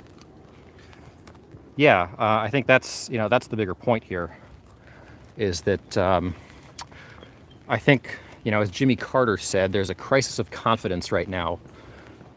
I think by and large our country, among individuals under, say, 40, does not believe in our country. We don't believe that we are a force for good. There is a kind of near non-stop drumbeat of reasons to hate ourselves and to not trust in our system, to believe that we are not affording ourselves opportunity. I think when people look at their own student loans, they see that. I think when people look at relative inequality in our cities, they see that. I think when people look at communities, particularly minority communities that have been struggling for generation after generation now, they see that. I think when people in rural America or middle America see the inequities being foisted upon them by those on the coasts, they see that. And I think there's a great alignment of the sentiments that propelled Bernie Sanders and the sentiments that have propelled Trump. I don't think there's a lot of patriotism out there. I think there are plenty of people that really don't like the country, have been sort of taught to not like the country. And, it's not a real good sentiment to have if we're trying to kind of hold a country together, convince ourselves of shared common values, of a shared common history, etc. And I don't know how you kind of bridge, how you stitch a path forward together built purely on sort of self-loathing. Jeanette says, no one I know in Nebraska has done a poll. We hang up or ignore. Okay. Michael says, our polls are wrong in 2016. It has nothing changed how they poll. Michael, the polls are actually quite accurate in 2016. The national polls were about as accurate as any poll cycle has ever been. What they didn't take into account is that Trump was able to win the Electoral College while losing the popular vote by about the margin that he was projected to lose the popular vote. He won a couple of states by scoring very, very narrow margins that were within the margin of error.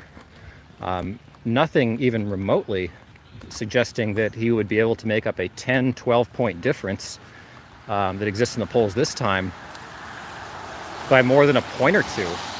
I mean, the best you could say is that in certain states he scored, say, less than a point, or maybe 1 percentage point better than he had scored the previous time, but not on some order of magnitude level that would give us any reason to think he's going to win this time. Bill said, if anyone would have known a crisis in confidence, Carter would know. Yes. Josita says, I blame new math and participation trophies. I mean, what's really interesting is that a lot of this right now is being propelled by the same folks that endured 9/11 during their formative years. I suppose a lot of them also were struck by the Great Depression or the Great Recession. But it is weird to me that it's people who were struck so profoundly in their youths by 9/11, and who were so angry at the adversary at the time. Young people during 9/11 were viscerally angry on behalf of the United States. And yet those are the ones that sort of start propelling the narrative now. It says, I may be getting the name wrong, but there was an old Russian intelligence agent named Yuri Asmanov, details the communist plan to take over America. Okay, Jet says, you coast people really piss us off some days. I'm sure that's very true, Jeanette. Bill says, old Soviets believed America would tear itself apart and they would prevail. Just did not happen fast enough.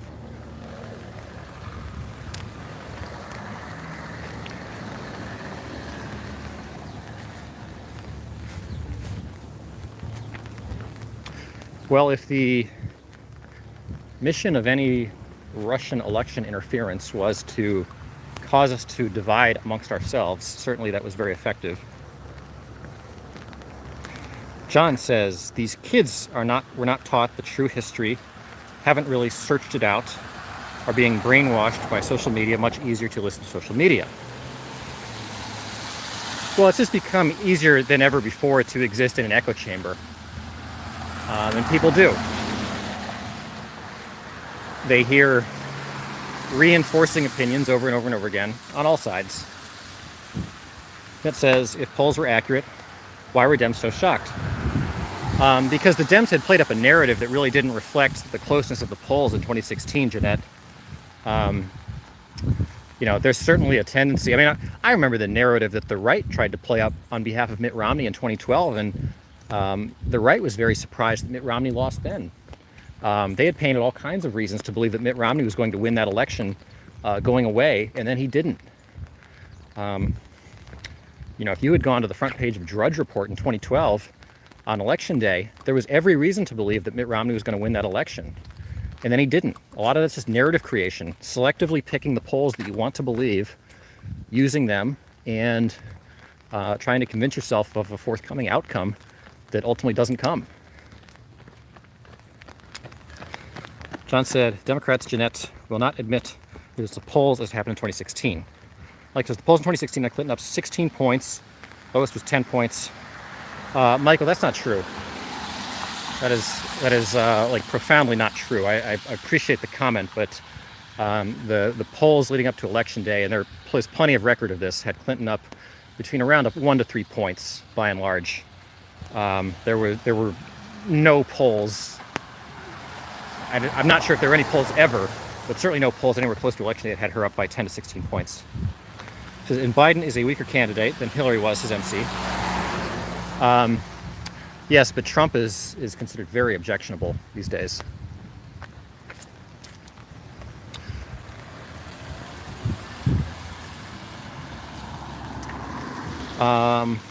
Jet says, I remember what Michael said. Okay, Jet said we knew the Mitt would not win. Bill said, one problem is that the internet, with all the benefits, is that it makes all information look equal. We no longer have authoritative sources that stand out. Well, our authoritative sources have not done themselves any particular favors amid all this. They certainly have not looked particularly authoritative lately. This week says, good old Mittens Mitt Romney. We researched him and he rightfully lost. Bill said it was the spin, the polls that suggested large margins, not the actual polls. Yeah, I mean, you guys can dig out the old polls in 2016. They were not 10 to 16 point margins. They were 1 to 3 point margins nationally, which is the margin that she actually did win by nationally. The state polls in certain states were a little bit off. But again, not by the kinds of margins that would suggest Trump has room to make up a 10-point deficit just on the back of the quote-unquote hidden vote notion. MC says, no one knows what Romney stands for. He's flipped too many times on too many things. Mitt Romney's had a lot of issues with his 2012 campaign. He did not have a very good pulse on the people. He ran kind of overly intellectual campaign in a lot of respects. He did not have a very good pulse on sort of what was going to energize Americans, for sure.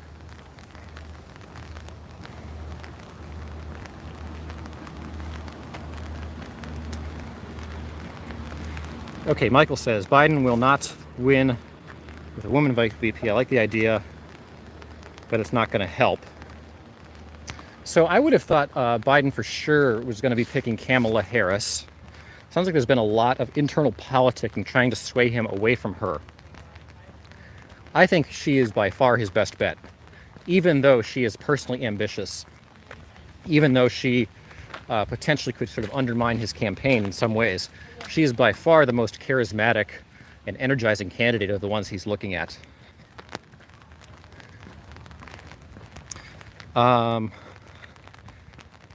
Bill says Mitt Romney's real problem is that he looks like the dork that made you stay in the classroom for recess. I think Mitt Romney looks like the quintessential president. Problem is that we elect presidents not based on whether they are generically presidential, but whether they are currently energizing the country. Christopher says, Highland speculation. Raining again in Columbus. Yes. Wish it would rain like that where I live in the summer. Yeah, it's doing a lot of rain, which is definitely cramping our style a little bit. So we got, like, guys, I've seen probably, I don't know, I've seen 20 plus Biden or Black Lives Matter signs tonight, and yet not a single Trump sign. But good to see you, Christopher. How is the protest scene going tonight? It looks like I've not heard a lot. I heard we were talking about the police clearing out Portland a bit last night. Looks like these kids are not social distancing here as they have soccer practice. I don't see any masks there either. So interesting. I think soccer practice seems like it's back to normal. But it sounds like the park in Portland was getting cleared out a little bit last night. Kind of like the protests themselves were a little bit quieter, though. I wonder if things are sort of headed toward an end here. Jeanette said, speaking only for myself, 2016 was the first time I voted for someone rather than against someone. So that's a really interesting point, Jeanette. And that's what Trump did, certainly. Trump had the ability to catalyze people in a way that Obama did in 2008. He's a very exciting, energizing candidate. Biden certainly is not that. And if Biden's able to win on a voting against the other guy candidate strategy, that would be pretty new in the modern experience. I think from a narrative perspective, that's probably Trump's best hope. Jasuda says, I think it rained all day in Ohio. Great sleeping weather. Sleeping weather is great when you don't have to work.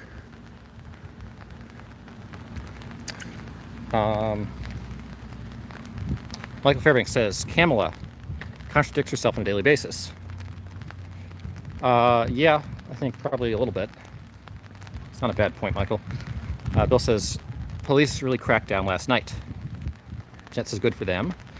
Johan says, it would be interesting to see what happens today in Portland. Yeah, I've not heard anything about what's happening today in Portland. If any of you guys have information about what's going on in Portland, I'd love to hear. This was, they had 3/4 of the crowd at the first tear gas volley. I've been reading more media accounts of what's been happening in Portland. It is really, really crazy the way that this is getting reported in the media. I mean, it is just crazy the level of effort certain media outlets are going to kind of explain away violent behavior. Although I was also reading accounts of folks that were saying, like, 2 blocks away, you barely know it's happening, and that from that standpoint, it's been overplayed. So Sweeta says, do you know what happens to Trump signs? People booby-trapped them in 2016. Church booby-trapped Trump signs. So funny. Yeah, I kind of have a vague recollection of some things like that happening. Because people were trying to steal the signs. Bill says, my life, Reagan was by far the most exciting candidate.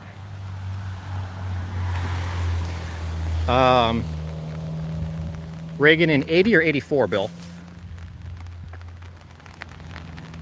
Bill will be watching tonight. Jeanette says, "Sweet, thank you for proving my point to land."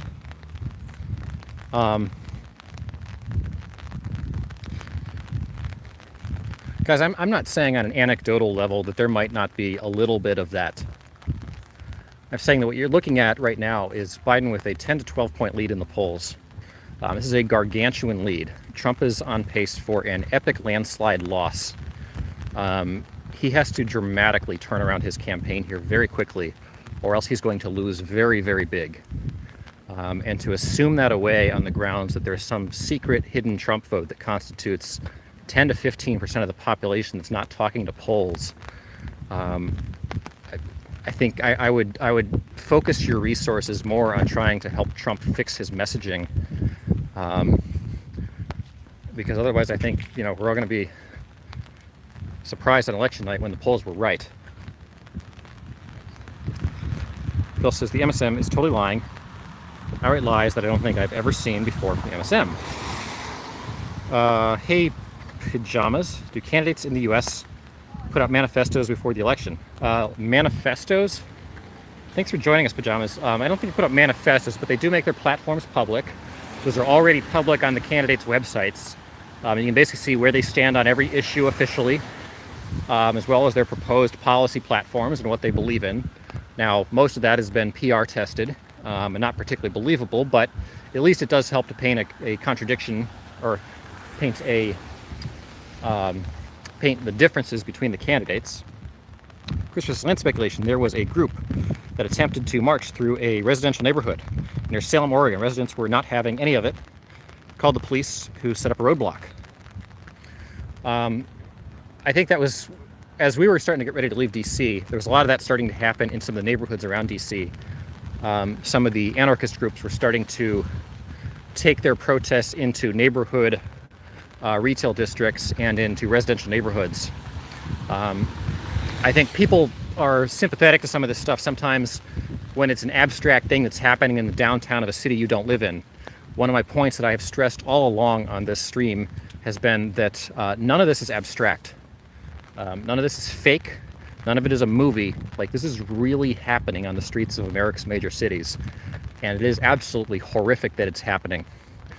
The violence is real. The danger is real. That was really the White House whose grounds were being burned. I think I knew people in Washington that lived in the residential areas of, say, Georgetown, who were obviously very unhappy and upset that people were coming through their neighborhood. Certainly felt in fear for their residences. And I know one person that actually is moving out of their community into a condo building just for the sort of building protection to not be around it anymore.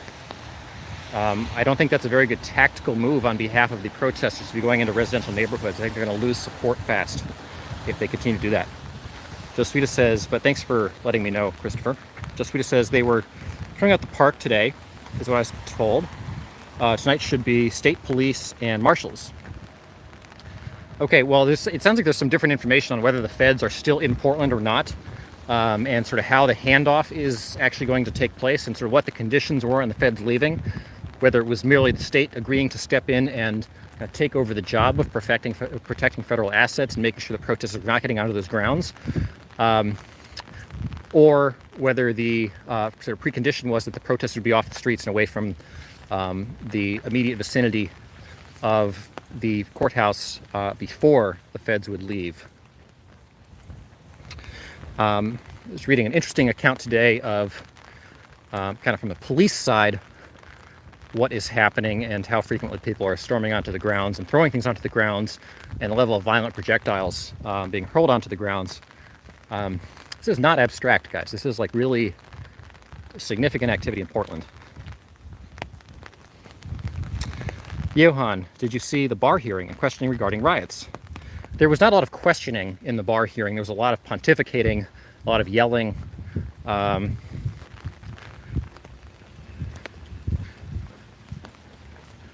I think we need to probably rethink the congressional hearing format. That was a little bit.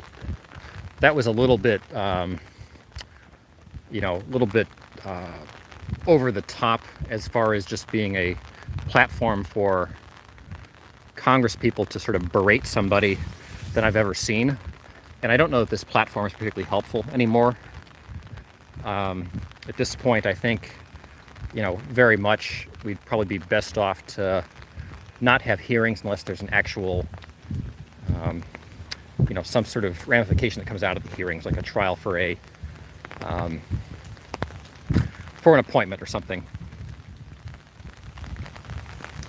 But yeah, it was pretty nuts, Johan. That was absolutely crazy.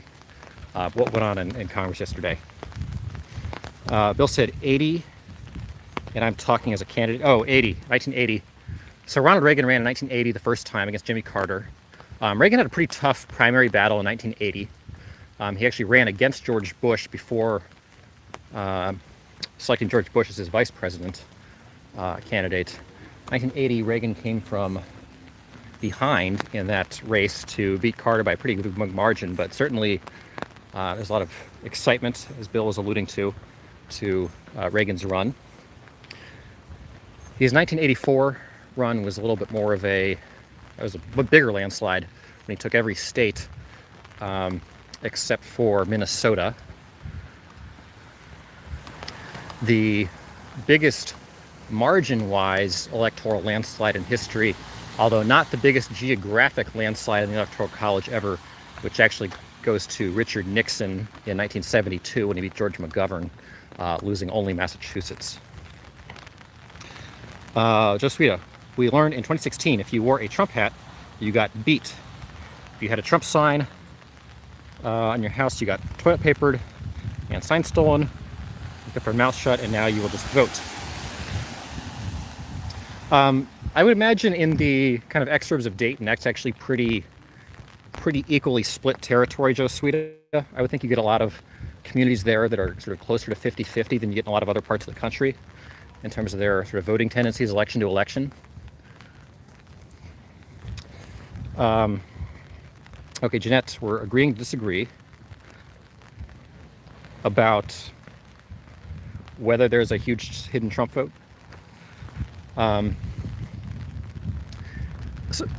So I've never been big on the political. I mean, I actually think getting embedded in a political, or attending a political rally is actually a lot of fun. The rallies before elections are very energized and kind of really exciting. It's like being at a big sports game. The only big one I've ever attended was a Hillary Clinton rally in 2008 when she was still running against Barack Obama. Bill says there was a good video outside Austin where a protester tried to take into a residential area, and homeowners came out to enforce to stop them. How could they stop protesters from simply walking on a public street, Bill? Pajama says, I'm not from the U.S. Just seems a bit odd that there's no official document, but they would have a mandate for if they won. Pajamas, there's it's not official, but they certainly publish their platforms. Their campaign platforms are on their websites. It's pretty easy to find that if you just go to, I would imagine, joebiden.com or donaldtrump.com. You can probably find their campaign platforms pretty easily in terms of where they stand on the issues. I think by and large we don't really vote for people based on where they stand on the issues these days, though. We tend to vote more on kind of narrative and energy and things like that. So the people don't really pay a lot of attention to some of the policy documents. Michael Fairbanks says the platforms are usually so general, but Trump was the exception. Trump did a lot of what he promised. Well, Trump has certainly always been, he's very chaotic, but he certainly does get some things done. I think people are probably a little bit tired of his chaotic style of leadership, but that's the way he's led his company for decades, generally successfully. Bill says feds are still there. Michael says pajamas, that is on their websites. Yep. Just says, Bill, that was great. Watched it live. The police stopped them from coming through because many were out and armed down the street. Patriots came out and walked into the crowd saying, not in my neighborhood. Joswita is reclaiming your time. Yes, that was a very common line in the congressional hearings yesterday.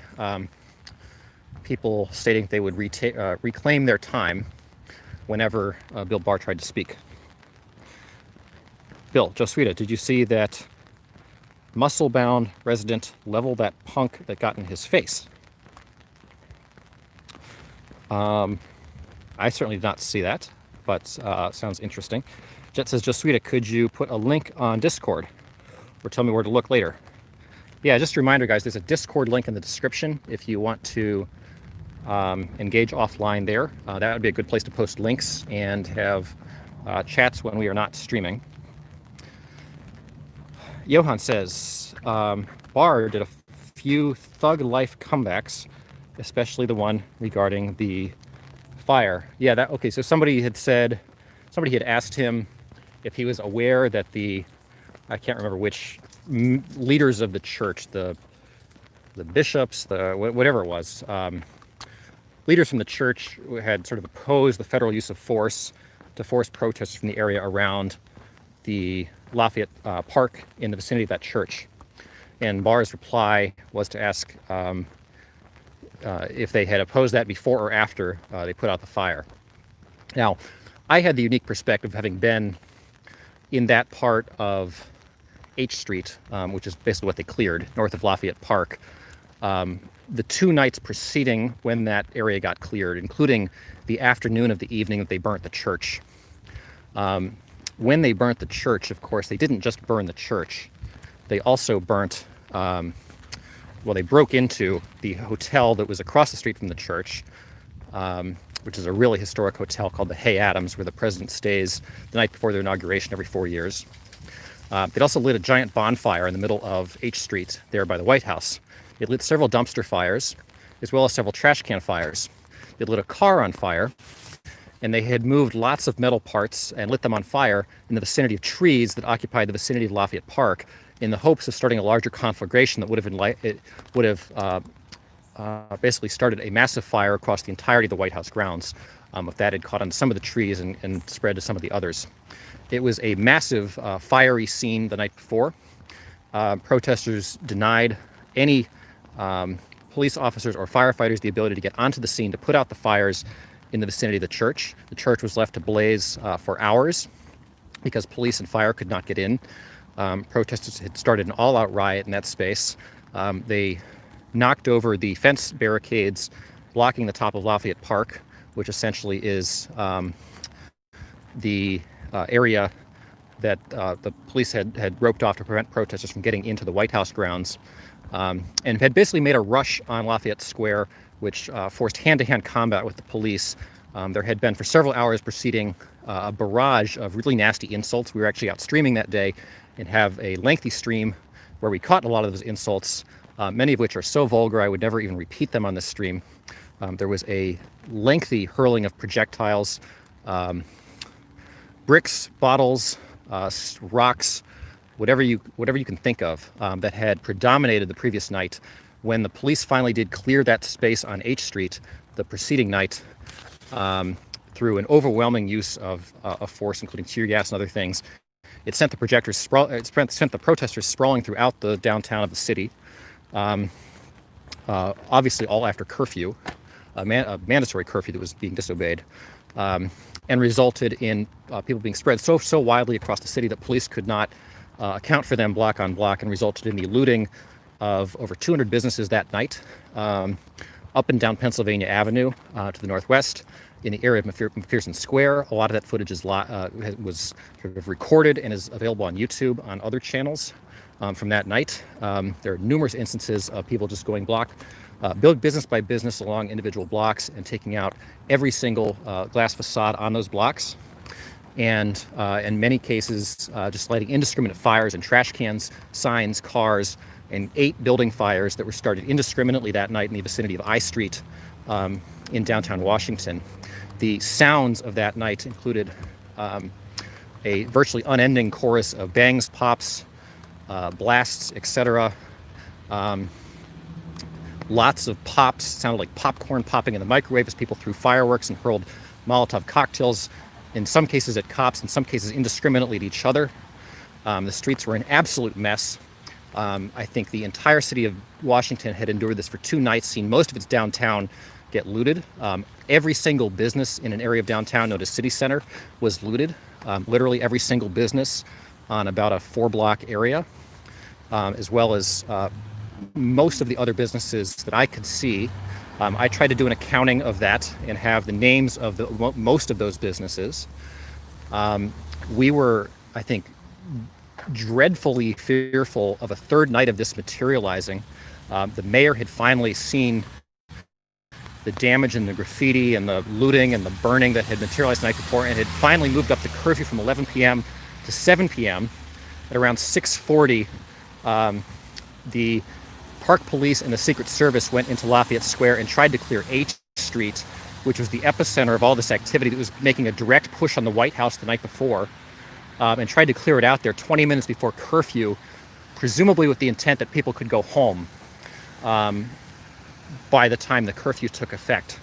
That was the clearing out that Bill Barr was talking about. That was to prevent a third night like the previous 2 nights. At some point, I will share the full narrative of what happened those first 2 nights.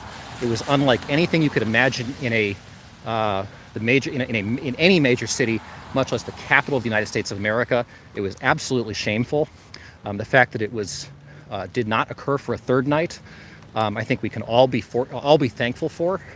But of all the things to try to make a point of issue at this point in a hearing like that, to criticize the Secret Service and the Park Police for attempting to clear an area and prevent another third night like those previous 2 nights that had destroyed most of the downtown of Washington, to me is beyond reprehensible and completely bizarre.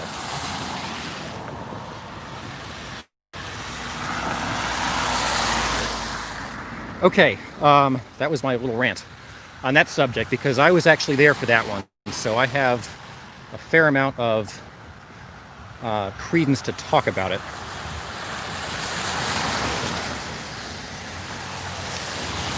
Okay, MC said they would probably call it a mission statement rather than a manifesto. It's not a normal part of U.S. politics. Manifesto sounds a lot like that would be part of a, some kind of communist state or something. We don't really have manifestos in the United States except for school shooters. We'd call it a set of policy positions, certainly. Platform. Bill said 1984 was good, but not as exciting as 1980. Carter had the nation in a real funk. Okay, that's interesting context. Josuita said, PT News Network has the video up from last night. I told them of protest ducks. Some came yesterday and checked it out. I appreciate that, Josuita. Thanks for plugging us. Anybody who wants to plug us on other streams, we obviously always really appreciate that. That helps us get the word out and is probably the best way we continue to grow this channel. So very much appreciate that. Bill went twice to see Reagan speak. You are right, it was very exciting and unique, at least unique for me. Even a concert or sports events have a different vibe. Particularly when you have a really good speaker like Reagan. Certainly, I imagine that being very exciting. Josuita said, "Oh land, I watched the video. The homeowners were very big guys. Most, if not all, had guns. Believe me, it was outside of Portland, not Texas." Bill said the protesters were walking on lawns and trampling plants and stuff. Okay, Nicholas, hey Nicholas, has retracted comments. Bill says, Josuita, I think you were right with Springfield. Josuita said, we knew this would happen with protesters. Rioting, protesting downtown is one thing, but you take a stand from when it comes to your front door. Christopher says, Lance Bickerson, there appears to be a bit of a standoff between police and protesters in Schenectady, New York. Why in Schenectady, New York? Very interesting. Josuita says, yes, Springfield, Oregon. I remember thinking about The Simpsons. Sorry, not that sharp, but just woke up, slept in today. Yeah, The Simpsons was actually not based on any particular Springfield. But, yeah, interesting. Bill says, Josuita, if they put in the amount of time I put into my front lawn, they would understand why we don't take too much crap from anyone damaging our stuff. Nicholas says, Highland. Hey, Nicholas. How are you? I hope you're doing well. Thanks for joining us. Jeanette says, hi, Nicholas. He is behind a ways in the comments. Yes, I'm very behind in the ways in the comments. Jasuita says, Washington, D.C. was when I started searching out live feeds to see what was happening for myself. Nicholas says, I'm at a water park. Wild Bill says, watch for puddles in the road. And Michael Fairbanks said, thank God, no protesting in Loudoun County, Virginia.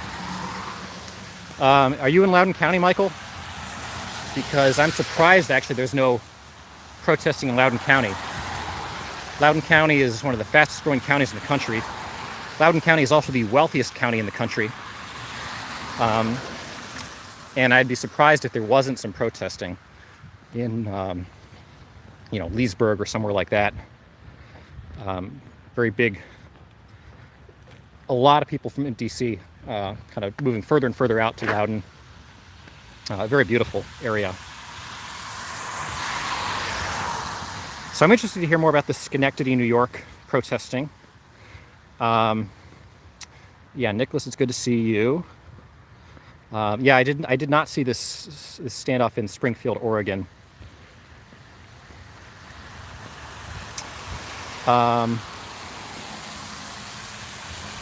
Yeah, appreciate the marketing, Josuita.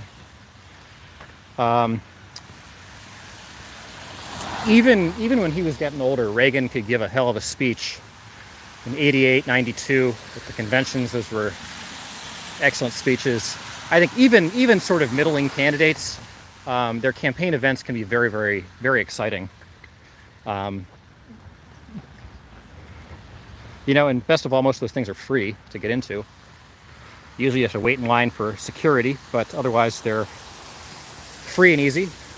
And I can see why people get swept up in the most exciting of them.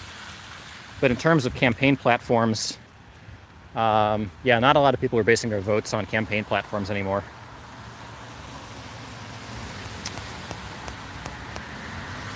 Okay.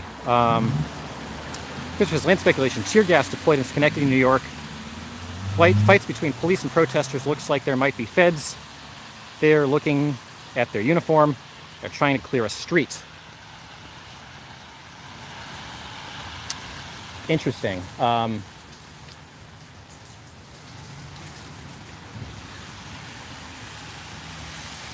Okay, but I'm curious why it broke out in Schenectady in the first place. Bill said the only time we usually hear of Schenectady is on a spelling bee question. Yeah, I don't think I would pass that on a spelling bee question. Michael said, yes, no protesting here. Once in Manassas. Yeah, Leesburg once during the day. Okay. Yeah, I mean, I wouldn't expect a lot of protesting, but I would be surprised if there weren't some.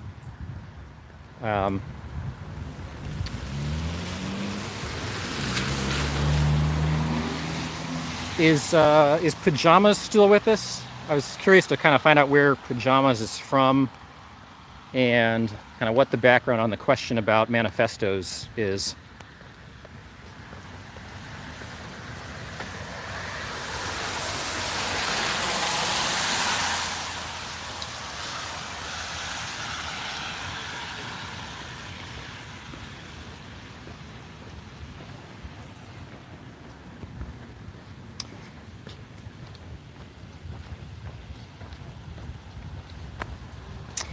Okay, but more of March. Yeah, I think for small communities, the marches are more effective than a protest in a single location. Sometimes when you only have a few people standing in a single location and shouting things doesn't make you look all that impressive. But sometimes the marches can get people's attention, sure, certainly.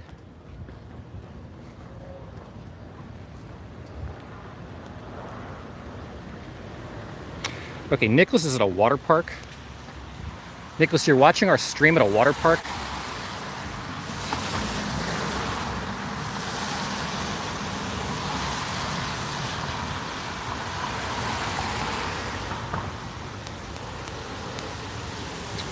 Art on the sidewalk? Yeah, there was some kind of like lizard or something, Jeanette. I'm not sure. I guess I didn't pay it a lot of attention. Let me go back and look here.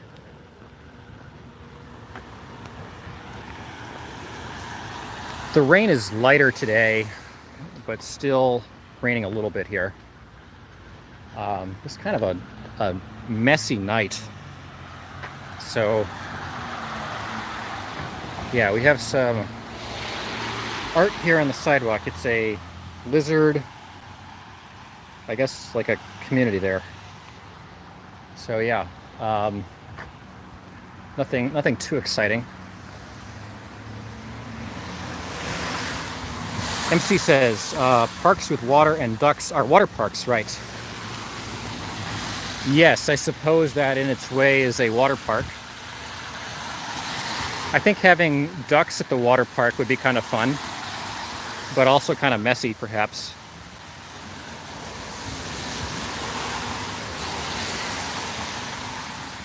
There's an Anchorman 4 and Back to the Future 7. How many sequels are they made of these movies? Okay, there's a little more street art. A lizard with a popcorn thing. I wonder if lizards are some kind of symbol of this little community. Johan. That's fake. Ah. Fair enough, Johan. It might bleach the feathers. Yeah, probably chlorine is not so good for ducks. She says, ducks on the lazy river. Yeah, I bet they would like that. Nicholas says, I don't know. The BLM on the road will be there forever in DC. I expect it will last the longest. So, Michael, do you know if they have reopened 16th Street? I know they were trying. They're trying desperately to get H Street reopened in the vicinity of Lafayette Square. You don't know if they have gotten 16th Street open, the actual Black Lives Matter plaza, yet, do you? Bill says, cops on horses in Schenectady. So why is Schenectady an epicenter? Do we know? Schenectady just seems like a weird place to be the epicenter of a major confrontation. And I'm curious how far that is from you, Bill.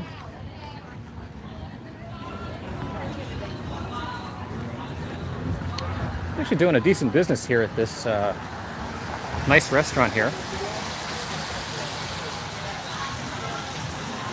A lot of people actually dining there, sort of social distance there in that restaurant, as well as in that one. So what you get a little bit more in the Midwest is people actually out at the restaurants.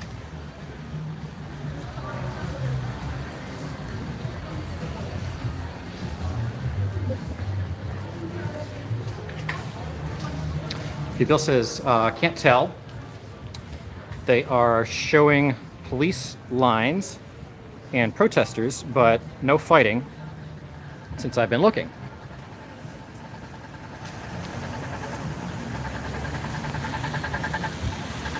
Okay, well, if we learn anything more, I'd be curious to find out.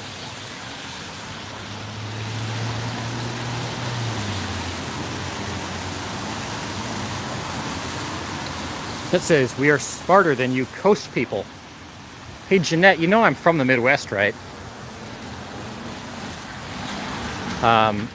The fact that I live in Washington now does not mean I have fully taken up cultures with the East Coast. Michael says, no idea, haven't been to DC in 6 months. Yeah, Loudoun's pretty far out there. Jeanette says, I live in Washington. Jeanette, a lot of people live in Washington. Washington is maybe the most transient city in the country. Very few people are permanent Washingtonians. I know plenty, but there aren't that many of them. Washington has a culture. Certainly it's more of a professional culture than a sort of community culture. Again, while I live in Washington, it is certainly not, it is not the culture that I best identify with.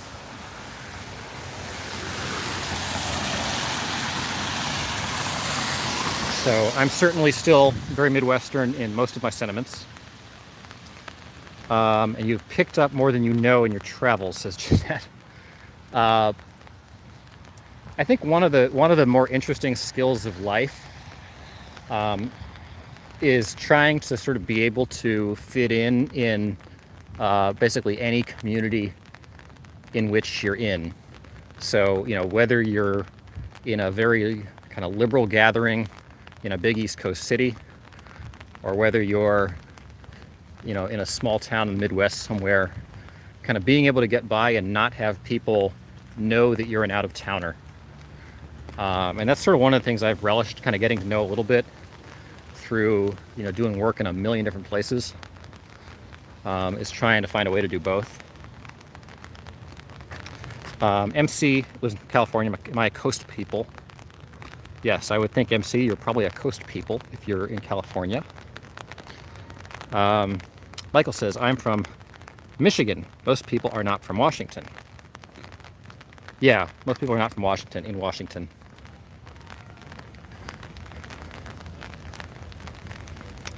Bill says Schenectady is way, way north upstate. Far away, it might as well be LA. Yeah, you New York people look up your noses on the rest of the state. Probably, New York is sort of like Chicago, and like Northern Virginia to the rest of Virginia, in the sense that it's just so sort of culturally alien from the rest of the state that they're in, and the rest of the state is sort of beholden to the politics of the big city. That says only if you marginalize the flyover states.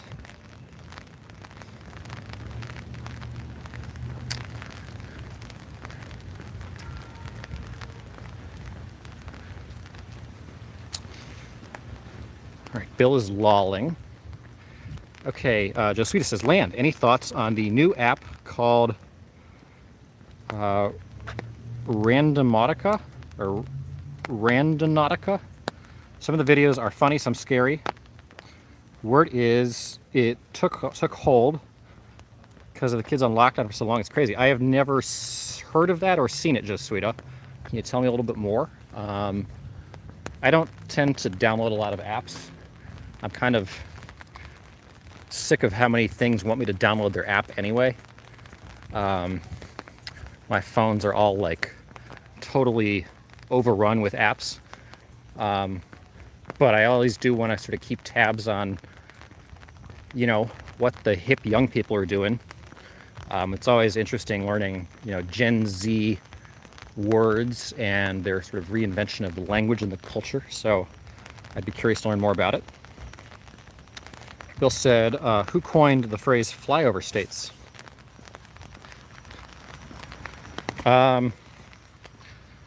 Thomas Jefferson, Bill. Different says the flyover states get to sit back and laugh when the Civil War happens. Well, unless those flyover states become part of the epicenter of the Civil War, I suppose.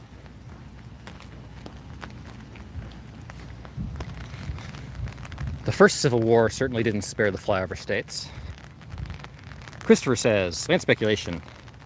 There are also a large movement of police vehicles in New York City driving past a protest crowd. But the police did not stop, just kept driving past the protesters. Okay, interesting. Wonder where they're headed. I thought New York was kind of, I'm sure New York has nightly activity, but probably not a ton. Bill, you feel me, Land.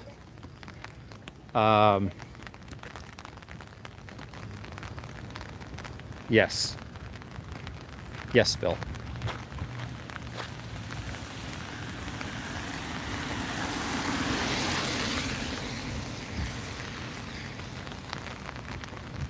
David says, imagine a bunch of, in Kentucky,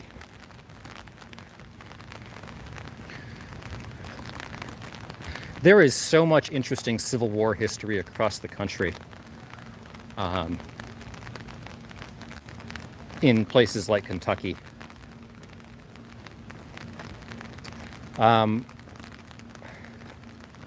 To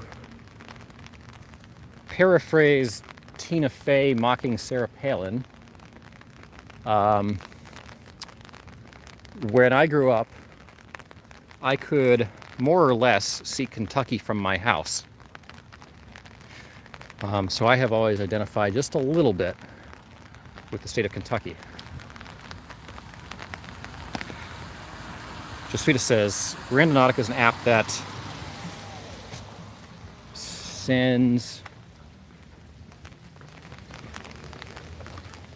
Randonautica is an app that sends you on a random adventure to explore the world around you. All you have to do is share your location, set an intention, file directions to a random point. So, Josvita, either you are being paid by Random to advertise the platform, or are you suggesting that as part of our long walks on our rain days, that we should do a Randonautica adventure? Jeanette always surprises me. There isn't more riding in New York. Bill says, you know you might be getting old when a new phrase when just the existence of a new phrase pisses you off. Yeah, I don't even know you need to be that old. I think you just need to be out of the age where you're the ones creating new phrases. I can't stand the feel me line. Yeah, you feel me. One of the ones I really hate is when somebody tries to initiate conversation with you and asks you, "What's good?" I have no idea how to reply to that. Michael says, I was supposed to run the Marine Corps Marathon this year, but now is a virtual marathon. How do you run a virtual marathon? Is it like on your treadmill, on a video? It's like running. I could probably run a virtual marathon from my couch. Although I guess I've probably earned a little bit of the right to not self-deprecate with regard to my athletic activity. I've been going on like 8-mile walks with regularity here. Difference says Josvita is trying to set you up for a robbery. Perhaps. Hank, tell him try the patty melt. Okay, thanks, Hank. Bill says, thanks for joining us, Hank. Bill says, lol,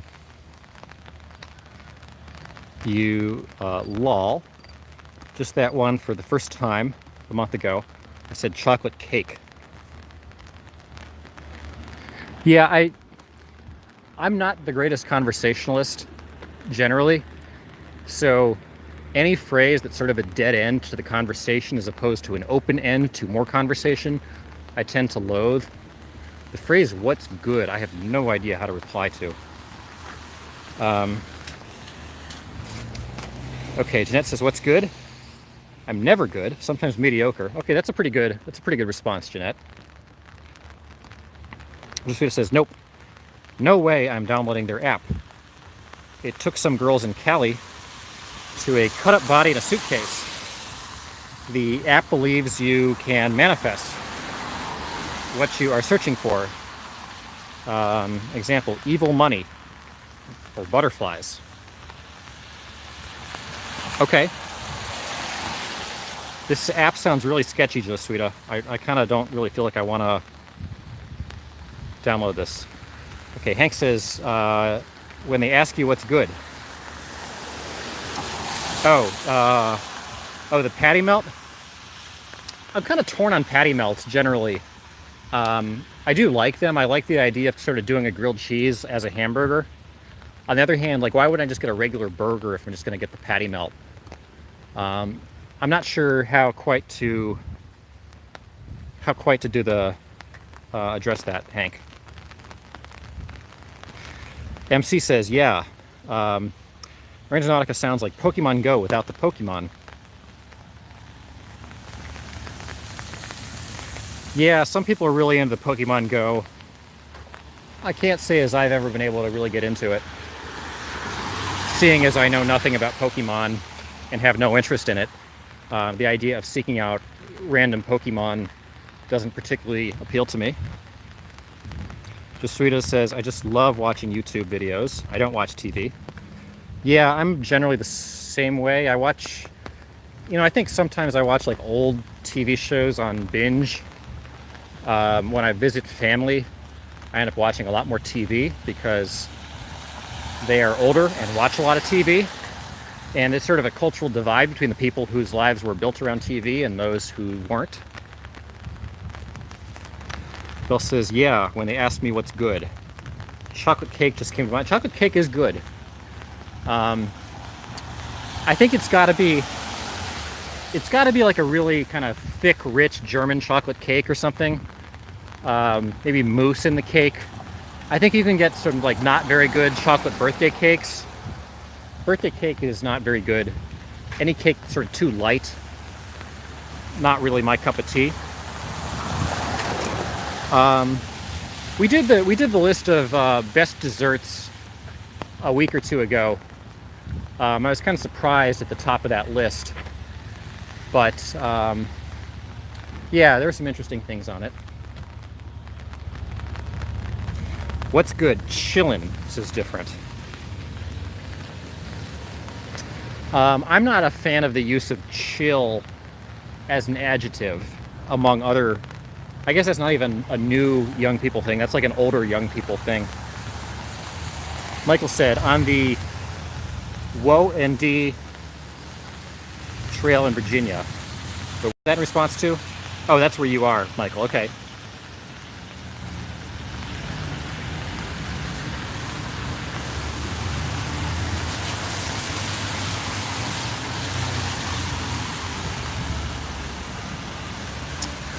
Okay. Bill says, what would be the right answer to what's good? It must have a default response. Yeah, I don't know. Like, I really don't know what the default response to that is supposed to be.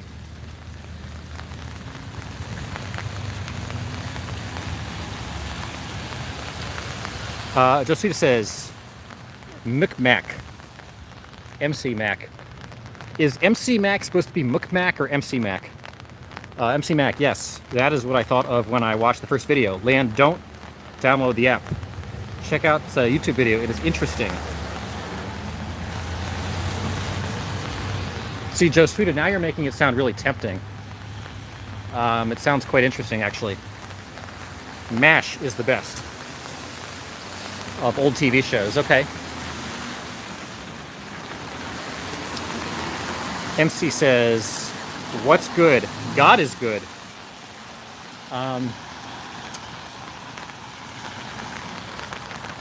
Yeah, you're bringing back like memories of Catholic school for me, MC.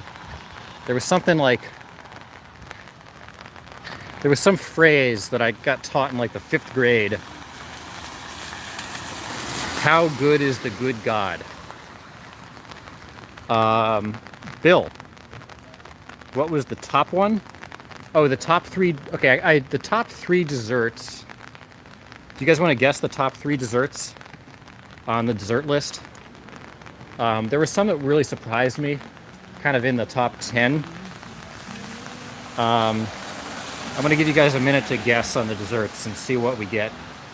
Jeanette says MC, yes. Yes, God is good. Okay, Jeanette agrees that God is good. MC Mac. Okay, so you actually an MC?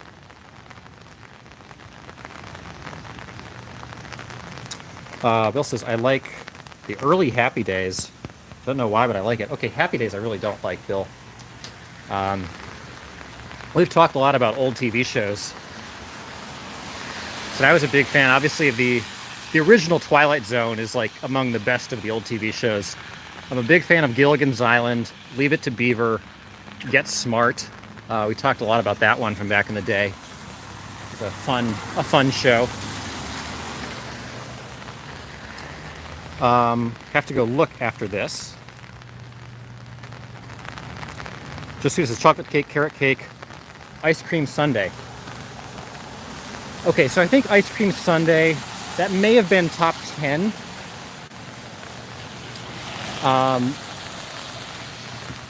Carrot cake was not top 10. Chocolate cake, That may have also been top 10, but none of those are in the top 3 as you have described them. Bill says apple pie. See, Bill, I would have thought pie would have been higher. They actually only had pie generally at number 11, which I thought was a travesty. This was a list generated by some like polling of the general population, and pie was only number 11. And it kind of blew me away that I really like pie. I think pie is really classic, but I think it may have sort of lost its luster with the general population. MC says, I am not really an MC. I was a VJ for a while. Okay. Pie, ice cream, cake. Jeanette says, okay, so Jeanette has named number 1. Number 1 on the list was ice cream. Just generically ice cream. I think ice cream sundae showed up later on the list. It's also popular, but ice cream general was number 1. Pie is number 11. I think cake was a little bit further down. Surprisingly, birthday cake was actually only in the mid-20s. But I agree with that. I think birthday cake is generally not very good. I don't know why we use that to celebrate people's birthdays. Bill has the entire Twilight Zone series on DVD. I have watched most of the Twilight Zones as well as most of the Twilight Zones from the 1985 revamp of the Twilight Zone and then the 2002 revamp, both of which are actually pretty good. Suda says Jeanette nailed it. Pazuki? No. Okay, brownies. Brownies, yes. Bill has gotten number 2 is brownies. Aaron says, I met Ralph Malph. Yeah, pie is one of my favorites too. Ken said, I like the Big Bang Theory show.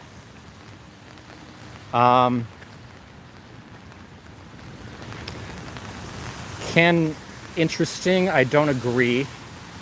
I find like sitcoms that have been made since the year 2000 pretty much across the board terrible, including the Big Bang Theory. I think How I Met Your Mother is really bad. I think 2.5 Men is really bad. But I appreciate the opinion. The sweet says chocolate chip cookies. Yes, chocolate chip cookies was number 3. Donuts. I believe donuts was like 5th or 6th. So that's another good guess. Phil. So just Sweeta got one. Jeanette got one. Internet. Pie with ice cream. Pie with ice cream is excellent. I don't know why that wouldn't be higher on the list.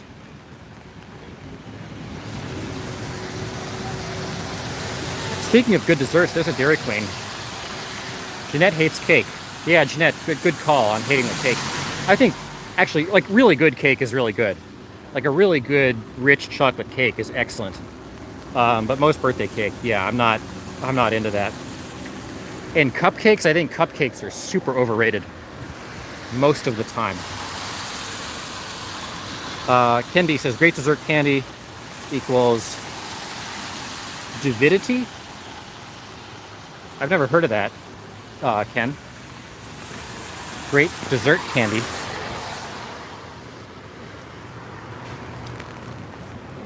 For a second I thought that said sweet baby cocaine.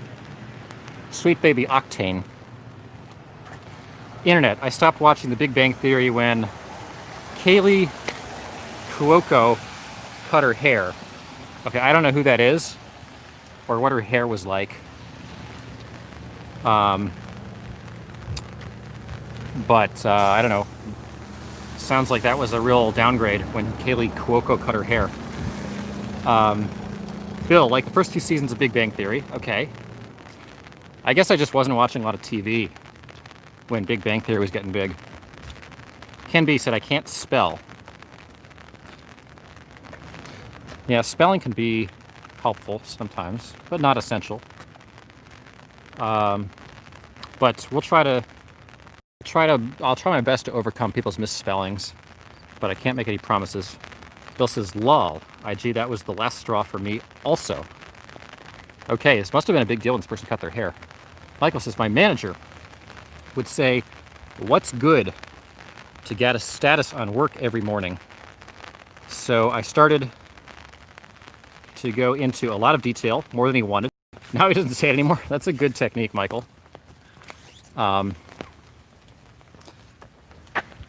Maybe not the most helpful for you personally, but good to at least get that question curtailed. Johan says, except for Curb and Arrested Development, I agree with you. So I've never actually watched Curb Your Enthusiasm, really, except for that one episode they did that was like a Seinfeld remake in like 2009. Yeah, Arrested Development was not bad. Brownies, I think, were number 2, Bill.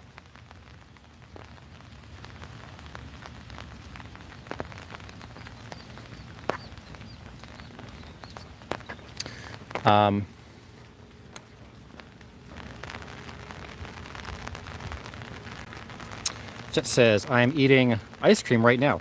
Jeanette, do you get ice cream every night? And what flavor are you eating tonight? And it says, tonight's cooking tip. If you take biscuit dough that comes in the refrigerated cans and fry it, sprinkled with powdered sugar, it's a donut. I say biscuit dough, refrigerated cans, fry it. Yeah, actually, I could imagine that being quite good. Internet. I hadn't thought to do that, but that actually seems like that could be pretty good. I bet if you took just a bunch of, I don't know, sugar or something, sort of mix that in. Yeah, powdered sugar. Yeah, okay, that actually sounds really good. Michael says, ice cream cake is the best thing.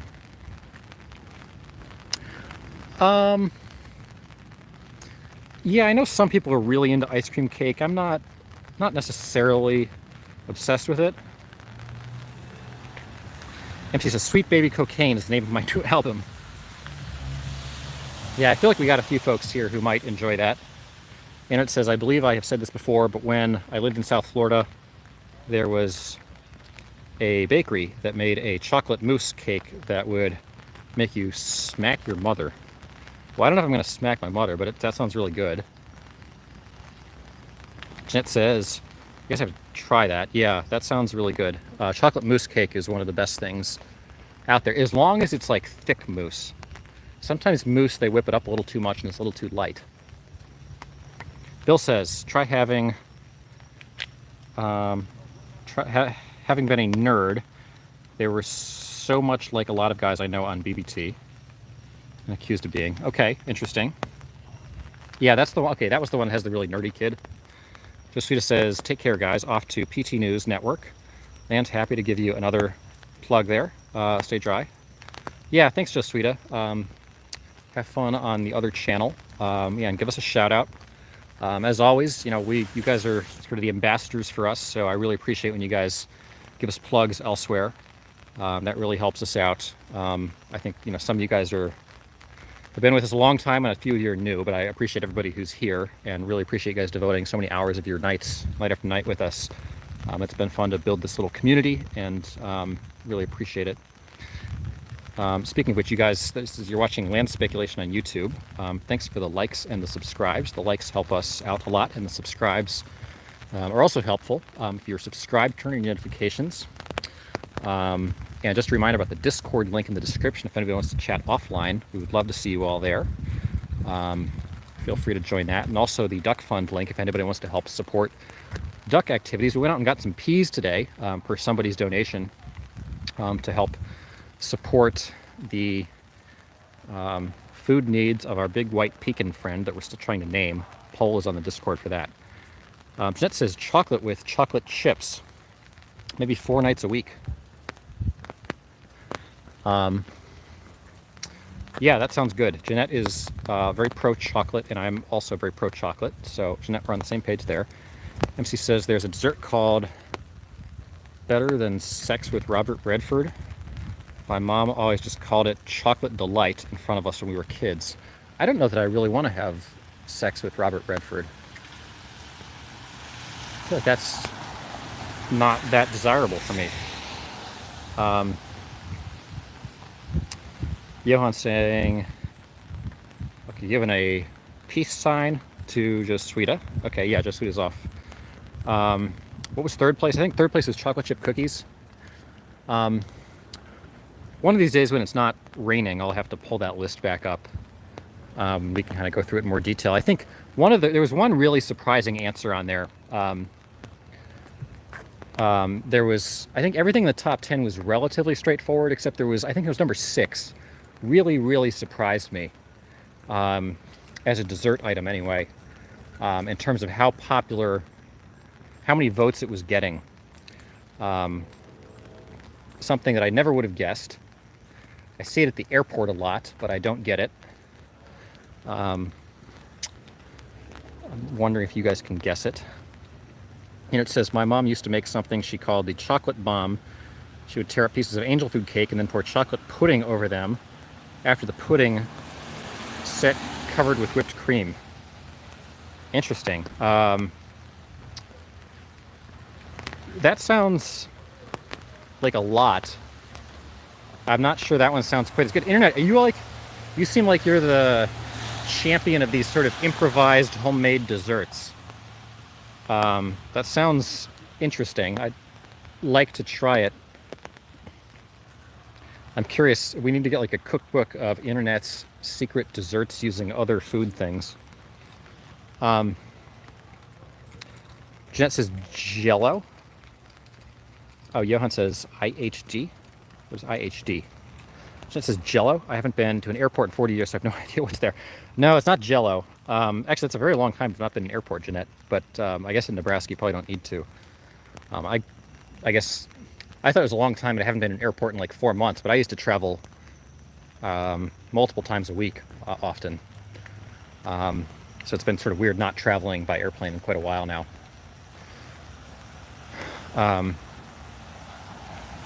Domestic travel is very taxing. International travel is nice. Johan says, oh, improved homemade desserts. Oh, okay, yeah. Or improvised homemade desserts, yeah. Yeah, good call on the improvised homemade desserts.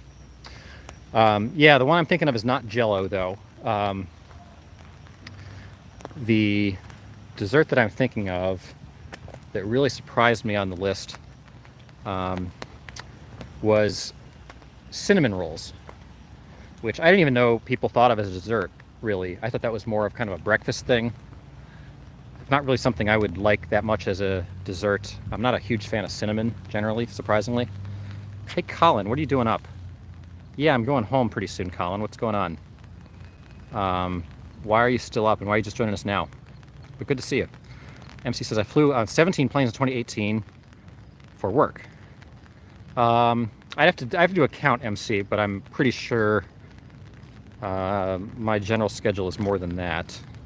Colin is so fucked up. Okay, that sounds not good. Anything we can do to help, Colin? And she says, lots of hotels and airports. Yes, lots of hotels. As you guys can tell, any of you guys who tune into the hotel tours a few weeks ago, I've been to a million hotels. And, you know, we used to do that thinking nothing of it. Just hopping on airplanes, into Ubers, into hotels, public transportation. And now it's like, what a crazy life that was, that we were all just sort of exposing ourselves to germs all the time in that kind of lifestyle. Pretty crazy. Bill says Cinnabon. Yes, Cinnabon is sort of the smell of the airport. Jeanette says, hi, Colin. Colin says, Jeanette, love you. Colin says, Jeanette, private mail me. It's so nice. Oh, yeah.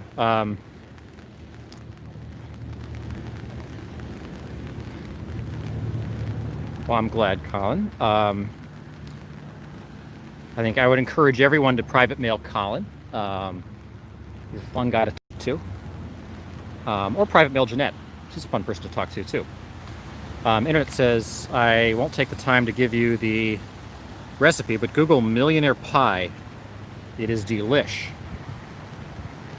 Okay, that sounds interesting, Internet.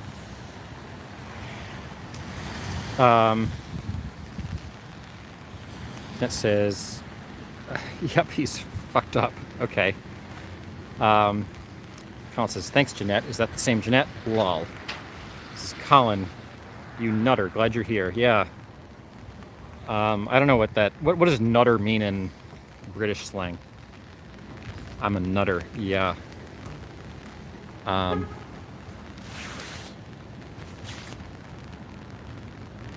Crazy guy. Okay, yeah.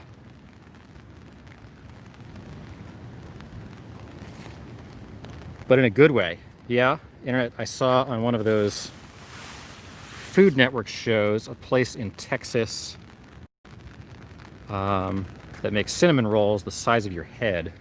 See, is that necessary? Like, what do you do with a cinnamon roll that size? I was out at breakfast one time with somebody, and they ordered a stack of pancakes and 3 cinnamon rolls, and it kind of made me want to. I almost like the amount of carbs and the amount of sugar that was going to entail as a breakfast kind of just drove me crazy seeing that. That's just crazy, I think. Colin said, the kind of guy you go, he's mad, but he's our mad. Yeah, that's true. Yeah, Colin, we love having you here. That says, that's you, and me too, I think. Why are you creeping about at night? Colin, because it's been pouring rain all night. So rather than get too embedded in anything, I just went for a really long walk with all of you, which has been very pleasant.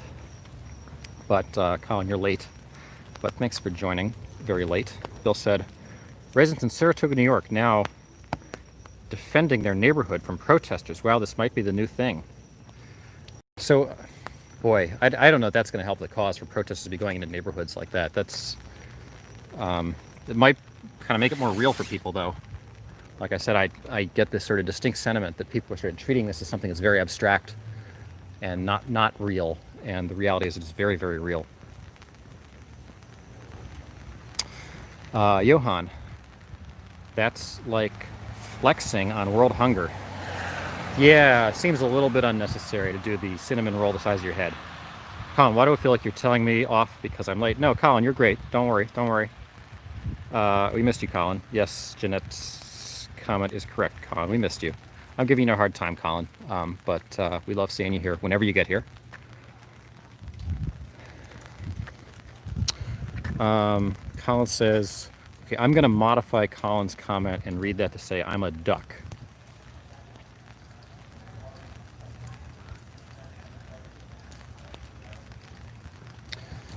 I guess I'm actually...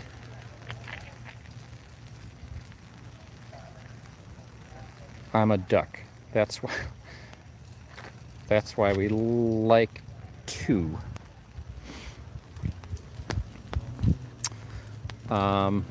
Yeah, certainly. That's why we like you.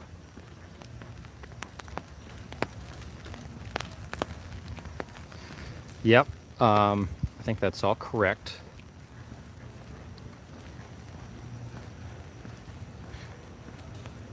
Well, you know what? What do we know, Colin? I love yous. Well,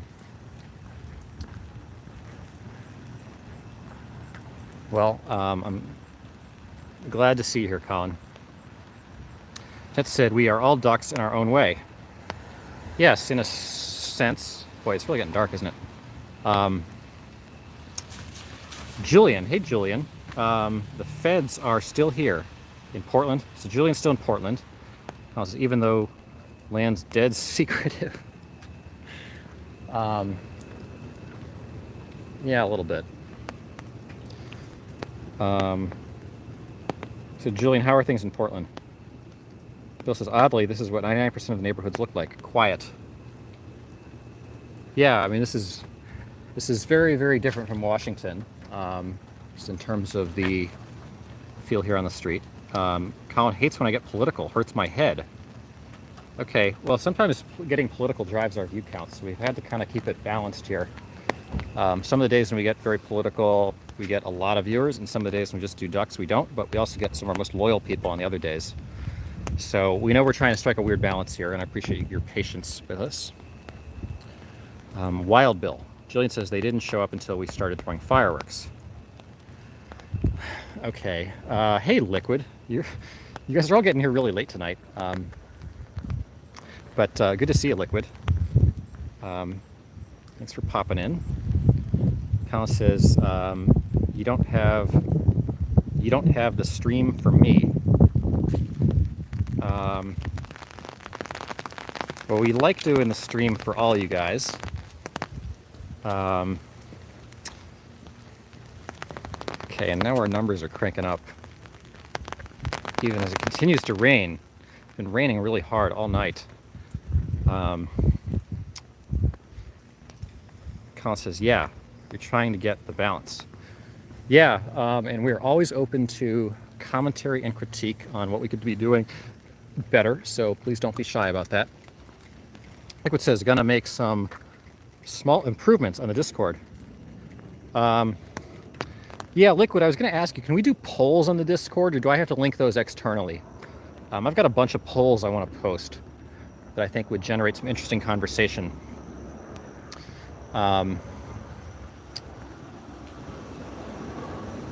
We can do polls? Okay, yeah, that'd be great. Colin said, usually when I'm drunk, I go on some British rant. It's quite embarrassing. Julian says, it's so weird because it's still bright outside here. Well, Julian, you're probably on the West Coast.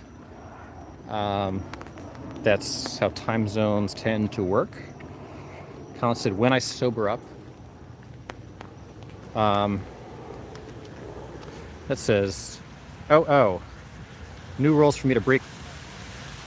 No, I don't think we need a lot of new rules, although we might want to throw the need to loll and ruffle into the rules. But I really appreciate Liquid, your help, and Jaz's help with the Discord.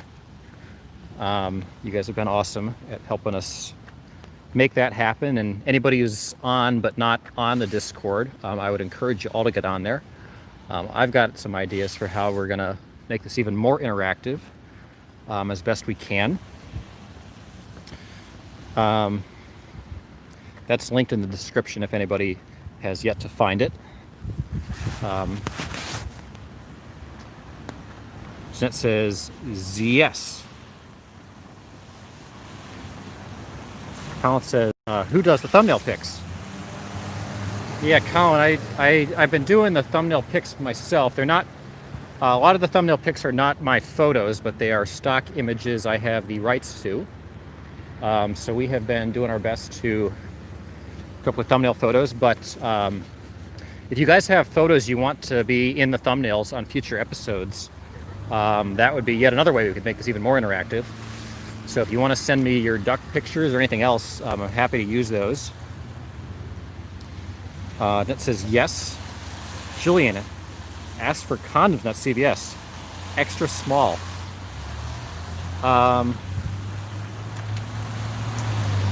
Julian, what's got you all been out of shape here?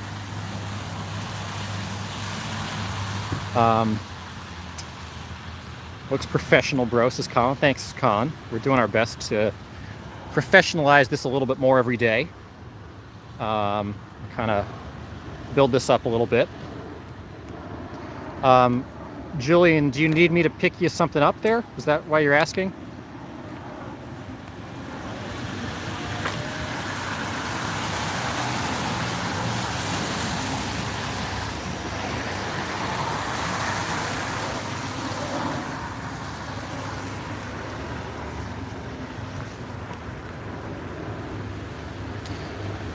Ken. Hey, Ken. How do you get that shiny look on the ground? I think water is kind of the main way. It's been raining pretty much all evening, so the shiny look comes from the water. Land bent out of shape, says Jeanette. Fresh water or salt? I would assume it's rain, so I'd assume that's fresh water. I don't think it usually rains salt water, but you know, I didn't test it. Colin says, I think it's mad. I happened to one night drunk end up on this stream, then never went away. Yeah, I'm sure you guys all have your weird little stories on how you ended up here, and I don't know what brings you guys back, but I do appreciate it. It's been an interesting adventure for all of us, myself included. I think over the last couple months getting this up and running. Not sure where it's headed long term, but as long as it keeps growing a little bit here and there, we'll keep doing it. Okay, Nunya. Ken, why did I turn left? Because I've been circling the same block now for about 45 minutes. Okay, Julian thinks Ken is stupid. I don't think Ken's stupid. I think Ken's having a good time. Good to see you, Ken, and good to see you, Julian. Nunya, am I reading that name right? Water reflects like a mirror. Earth, not a globe.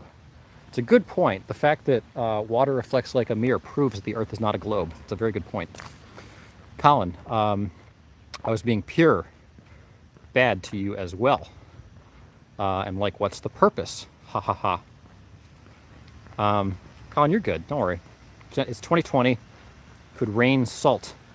Well, they were talking about the people in Portland who thought it was raining, but actually it was tear gas raining down on them from 20 or 30 canisters that had been fired in the air.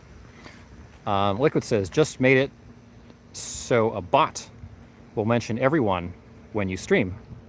Oh, really, Liquid? That's awesome. I didn't know you could do that, but that's great. Yeah, I really appreciate that, Liquid. I'm always learning new things about the Discord. It's a more powerful tool than I had realized. Ken, is he exercising? I'm fairly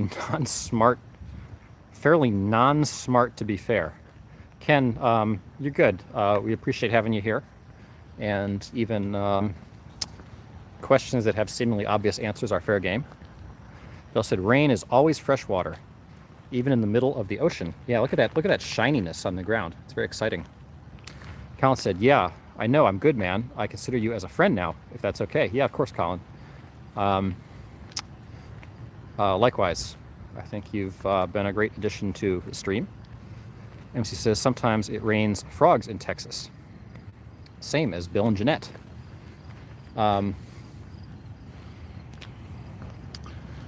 Julian says, yeah, well, I would hope we've spent enough hours together here. I know I'm the only one that has to talk, which is always a little weird, but I think you guys have all been great people to get to know.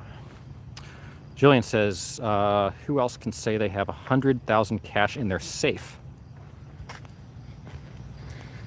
I mean, like, you might want to just put that money in like a bank account, Julian.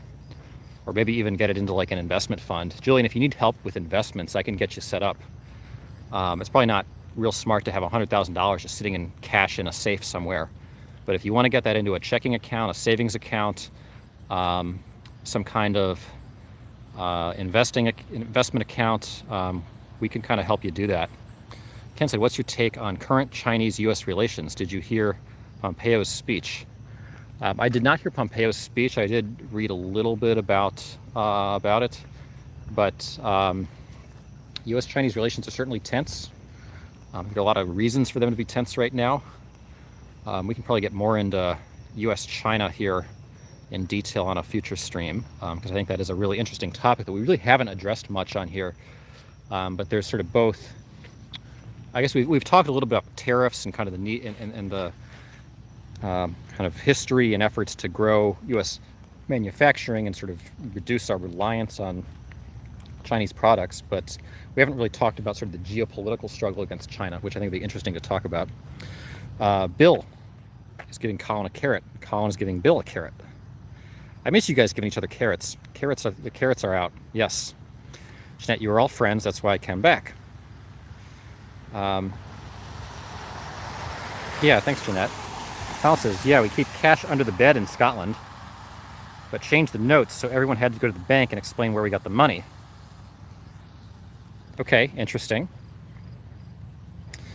Jeanette says, do not tell Julian if you have money in your house.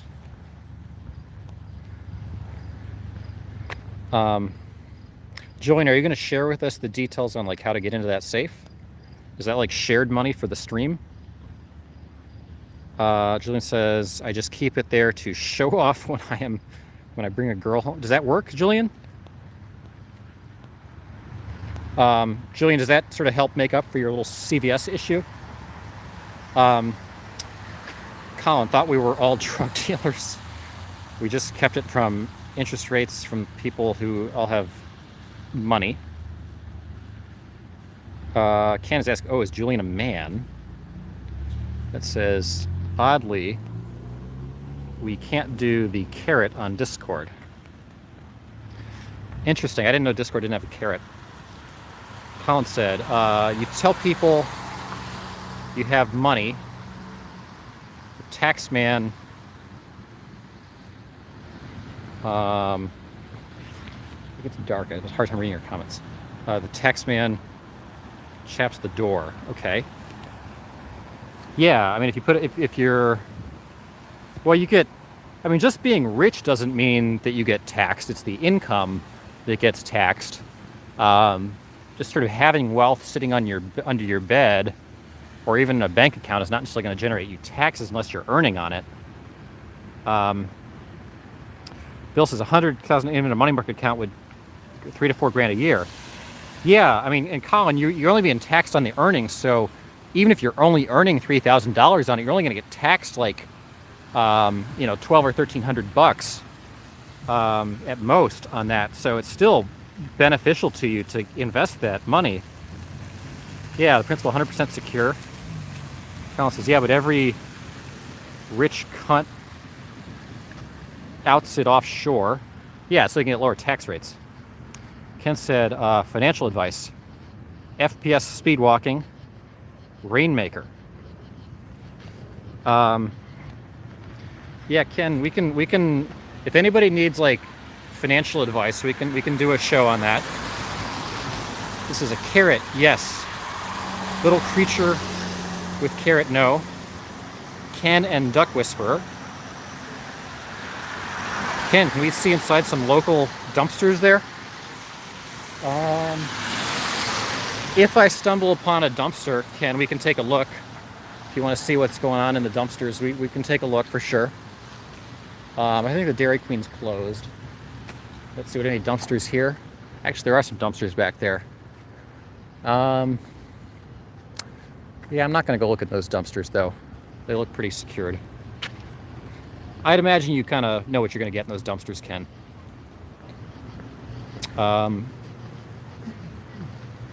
Yeah, we're all duck whisperers.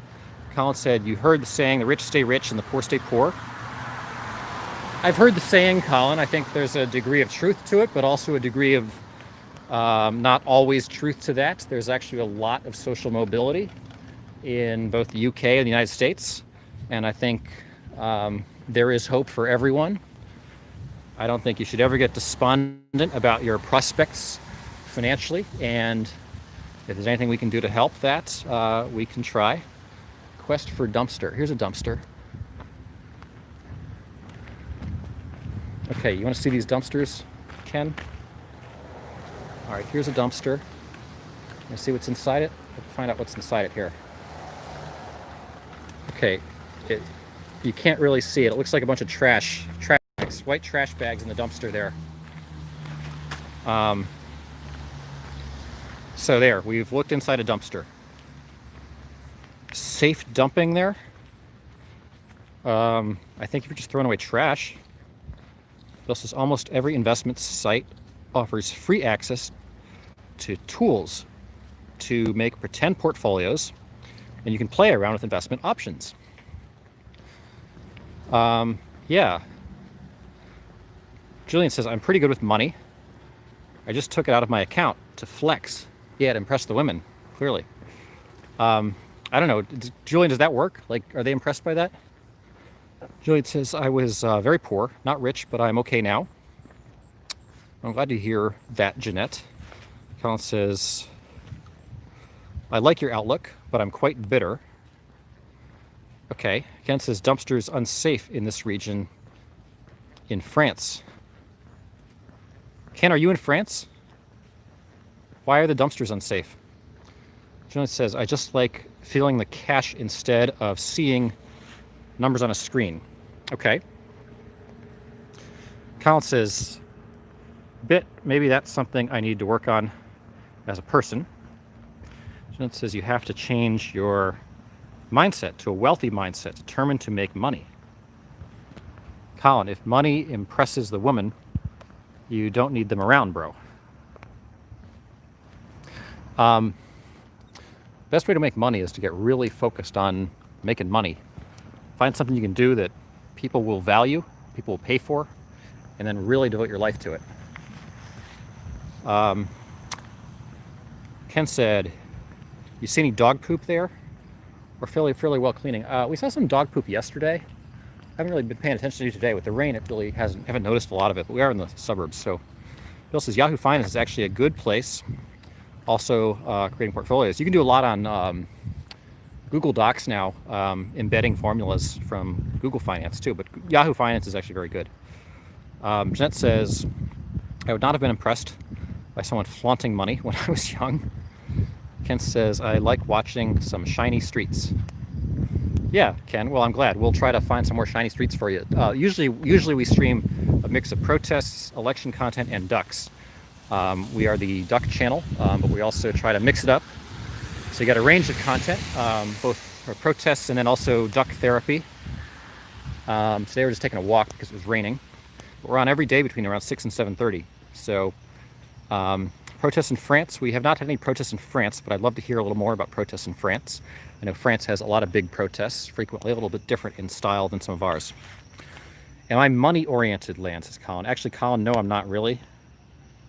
I have some other sort of motivators in my life. Colin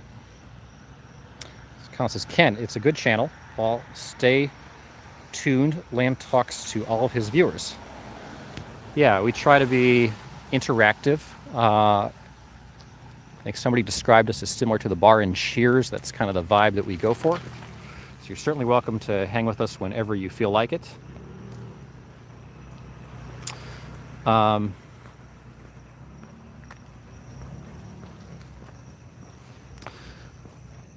So please like and subscribe if you're around and you feel so inclined.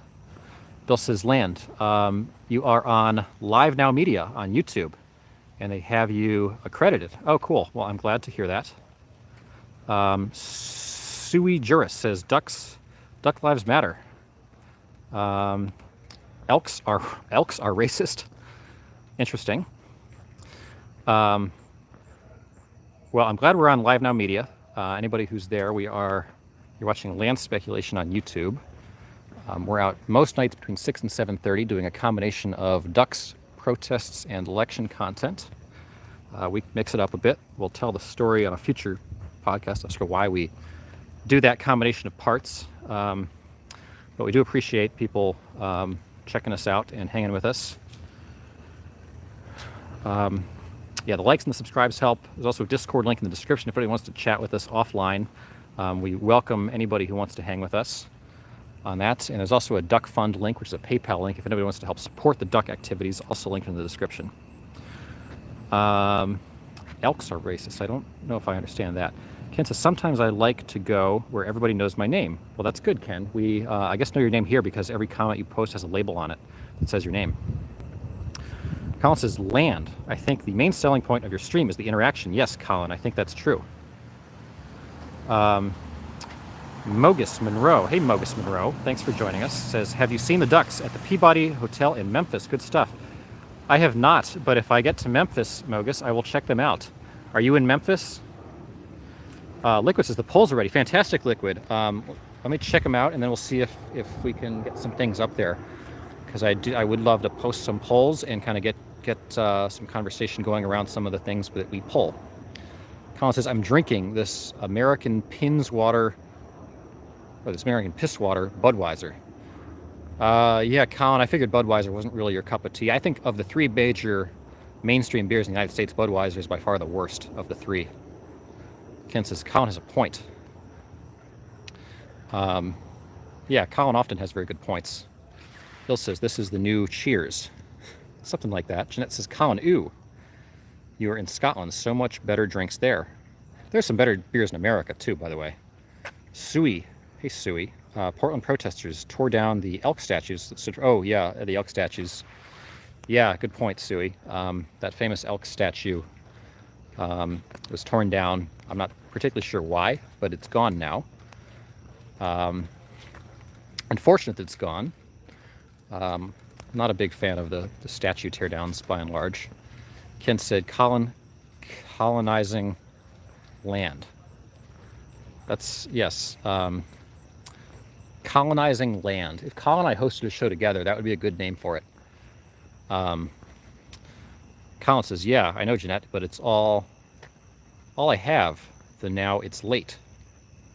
Colin, what, Ken? Okay, Mogus, not from Memphis, went once. Plenty of videos on the Peabody Hotel. Check it out. So Mogus, where are you located? Colin says, if me and Land were on the stream, his viewers would go mad. I think it'd be a nice vibe, Colin. I think you and I would do a nice show together. I think we would counterbalance each other well. The only thing is not one of you would understand me. Oh, that's possible. Ken says, or landizing Colin, I suppose. I don't think that one has quite the kick to it. Colin says it got thick Glaswegian accent. Mogus says located East Texas, around an hour from Houston. Like, are you part of the Houston suburbs? Are you like in I don't know, like Sugarland, the Woodlands, somewhere around there? Or are you further out?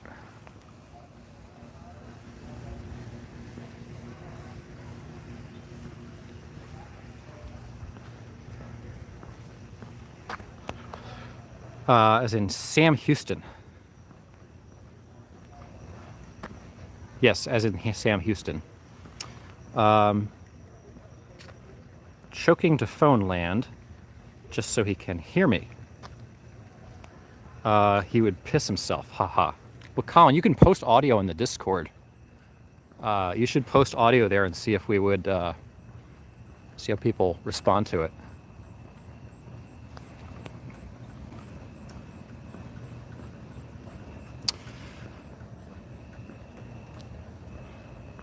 Yeah, or for me, I'll take a listen to it and then tell everyone if you feel more comfortable with that. Ken says pissing is a good adjective for a live stream. Closer to Conroe. Okay. Don't want to be a laughing joke, says Colin. Okay.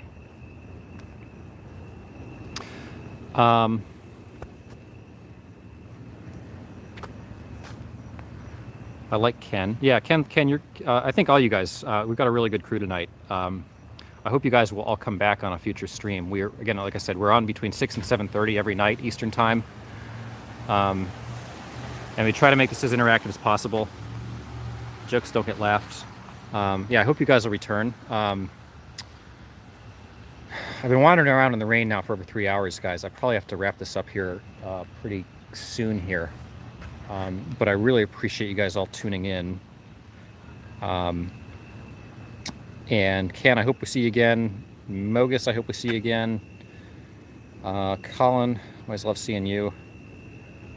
Suey, I hope we see you again too. Stay up. It's not a question of staying up, guys. Mrs. Land has dinner ready here momentarily. But we'll be around on the Discord tonight yet if anybody wants to hang out. We can kind of just move this over there if you guys want to continue to chat. The link to that is again in the description.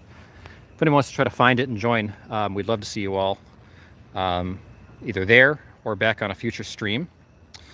It's going to be ribs tonight, guys. Ribs and some kind of potatoes and corn on the cob. It's like pretty good.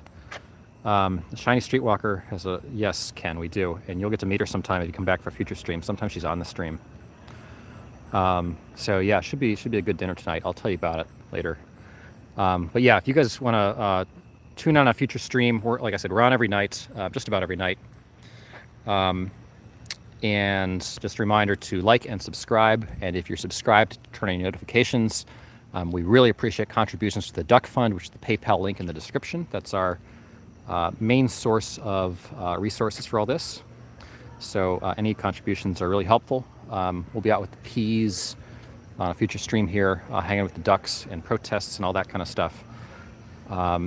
So protesters usually refer to doing things every night. Yes, they often do, Ken, and as much as we can cover it, we can.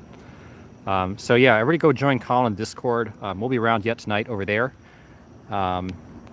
And I hope everybody has a good night, and hopefully we will see you all again very soon. So thanks everybody for tuning in and making this a fun one.